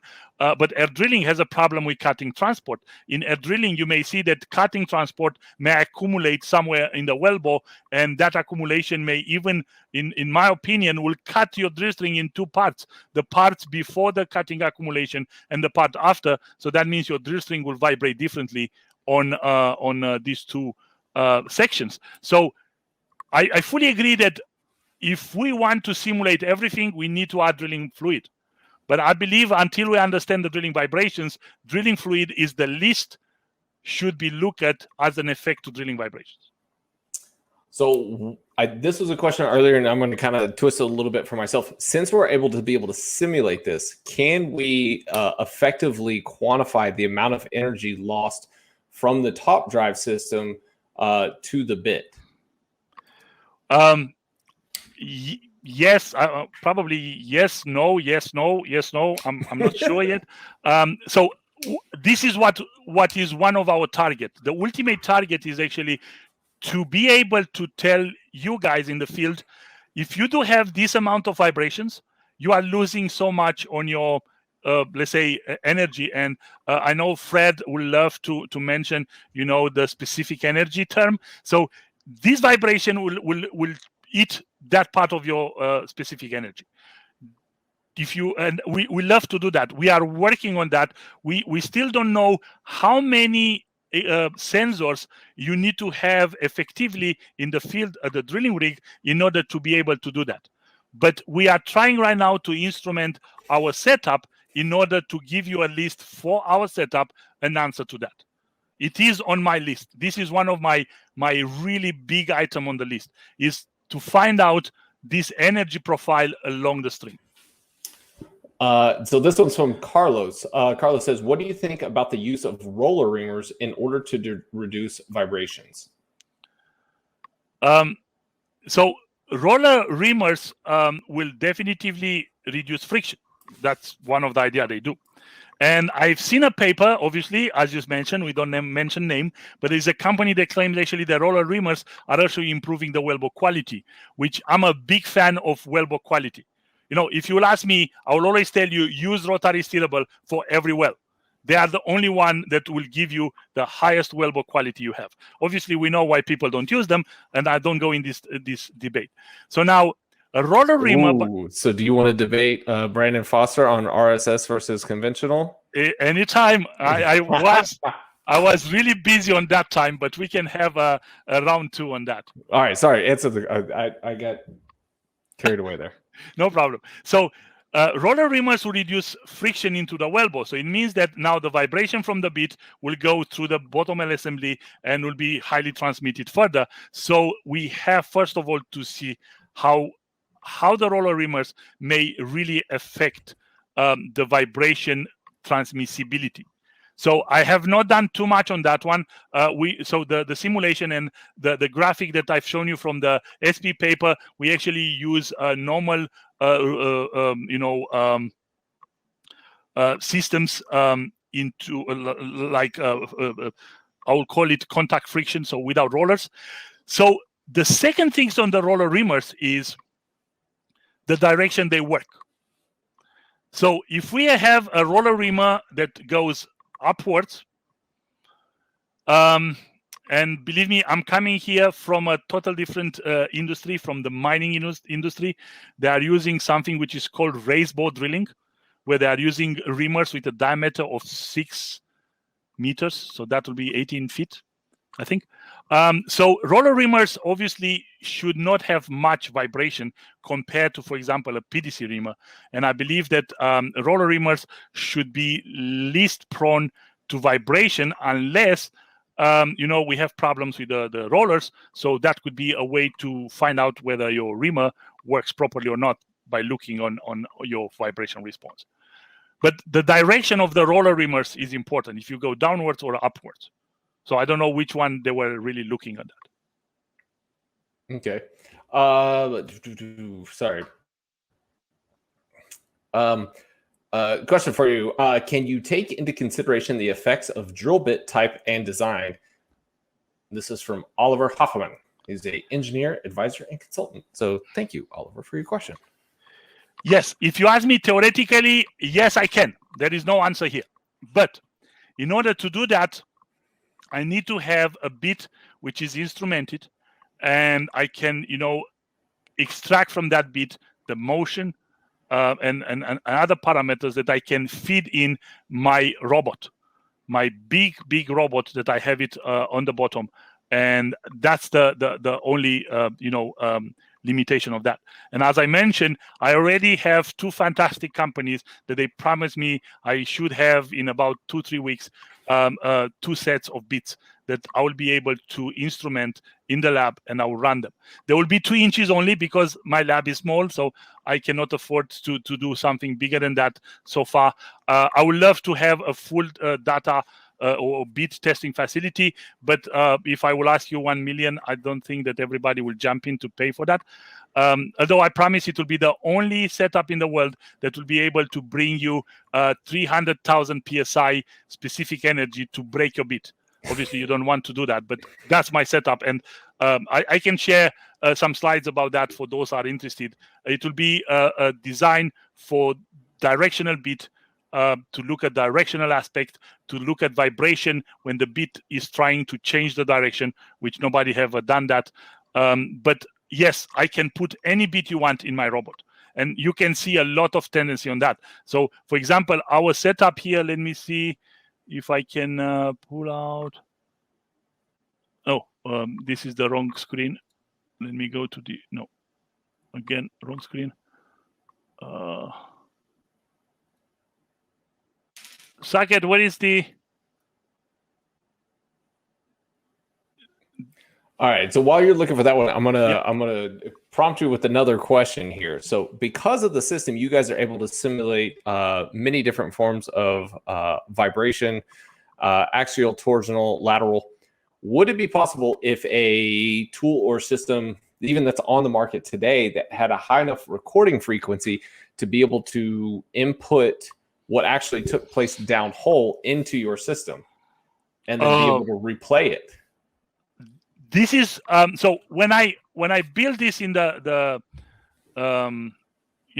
in my lab. So one of the idea is I want to have a setup that can get from the field, and yes, the answer is yes, can get from the field any situation you want to look at, and then replicate that situation over and over again until I will find the tiniest detail that I can define and explain you what you actually effectively have seen in the field. Because in the field, the data will change with every foot you are drilling. So if you get, let's say, 1 foot data, I can put that one here, and can I just, cycle it and repeat it until you see that one. That's the reason this setup has been designed and built. It's the only design I know that has been built to replicate over and over again any situation you want to look at with accuracy. Wow. So one other question then, and then I'll stop with my questions because, guys, I'm sorry, I'm bogarting the Q&A session here. Is it possible to be able to simulate high bend angle motors or different bit to bend distances within the simulation? So for the second one, the answer is absolutely yes. For the one with the motors, the answer is yes, if I have the budget and the students to do that. So everything is possible, obviously. This takes time and money, right? Exactly. But also, we have to think about that this is a downscale system. So usually when I get a question like that, I always have to be very careful when I said yes, absolutely.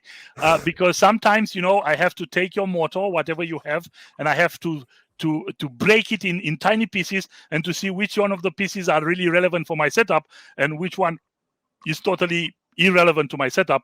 But the answer is yes, we want to do all of this. We actually are looking, and I hope that one company will promise me they will sponsor my horizontal section only. I will be able to create just a pure horizontal section with all this type of instrumentation, again, to look purely horizontally, and then having, for example, this one intersecting with my other setup, and see whether it's really worth to always simulate the whole setup, or you can also split in one. And sometimes it is, sometimes it's not. But with the curve, our setup is designed to have a curve. I can incorporate a curve on the system that will span, let me do the math in feet. I think we talk about 8 feet. So I can have a curve that in 8 feet will go from vertical to horizontal. That's the maximum I can afford right now, unless I will have to dig into the building, which I hope my dean will never hear that. So I will not do that, I promise. No holes in the building, but I can do this. And I can, switch from vertical to horizontal in 8 feet in my setup. 8 feet in my setup could be something like 200 to 300 feet in the reality, I think. My setup is 1 to 200. I hope that's what my student told me. We can do some of this, yes. All right, guys. Well, I'll finish with this, and we've got one last question. So I know everybody that's watching has really enjoyed this. So, guys, here's the thing: connect with the doctor on LinkedIn. He's been awesome the past couple of weeks. Just commenting and putting stuff out there, and really providing a great conversation within the community on LinkedIn. So, guys, be sure to reach out, email him as well. And if you're interested, if you're one of the companies that's watching here and you've got some science experiments you want to do, please reach out. This is the kind of stuff that allows us to be able to push the industry forward, to be able to reduce costs for drilling and create jobs. So that's really important for us. So one last question here. Are you able to see the effect of different BHA designs on the modes of types of vibrations? Oh, that's my lovely question. I get this question every day from my students, and I'll explain you the reason why. Right now, I have only one single BHA, which is a kind of scratch. I just built it from whatever I found in my drawers. I never told my students. I told them that I spent years on designing it and making it. I have just one a bottom hole assembly right now, because imagine the data we generate. I think we exceed about, if I'm not mistaken, 1 terabyte of data, raw data that we generate. And believe me, the data we generate per test are really small, because they're just some numbers, but we create so many tests. And my students have been working, sometimes I have to kick them out of the lab, just to go home and enjoy a student life. But we have this amount of data. Yes, we can do that. We can replicate almost any bottom hole assembly you want. And actually, one of the next step we want to do, particularly for the horizontal section, is that we can replicate only the pure bottom hole assembly on a total length, and to look only how the bottom hole assembly will react. That will give us a little bit better downscaling factor. So we can go like 1 to 10, 1 to 20, and to do that.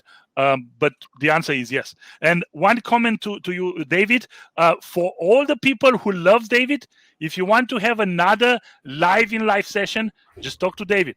He's the boss. I will be happy to come back, assuming the computer still works. I will be happy to come back on that.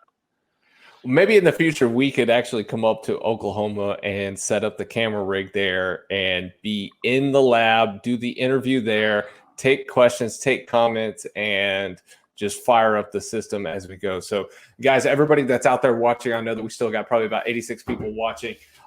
Blaine Como, Rodrigo, Gabrielle, all the guys and ladies as well that have been commenting in the commenting section. Thank you guys so much. I mean, we're going on 2 hours and 15 minutes here, and this has been absolutely phenomenal. Thank you guys so much for taking part of this. Thank you for helping us grow this, not even so much grow the channel, but be able to grow the class time sessions, because y'all's response and y'all's you guys watching this and partaking in it kind of drives me to be able to keep doing these. Once again, I don't make any money off of this. We don't take any sponsorship money. We have a lot of people coming on and saying, hey, we want to debut our product on there.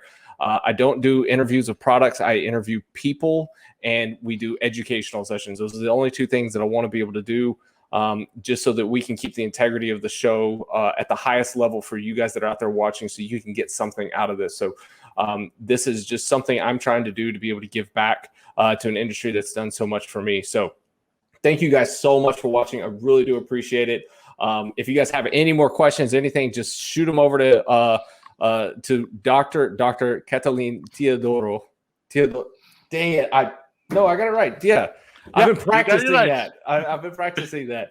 So guys, thanks. Well, as always, thank you guys so much. I do appreciate it. And know your industry. And then I got to click the button before I forget. There we go.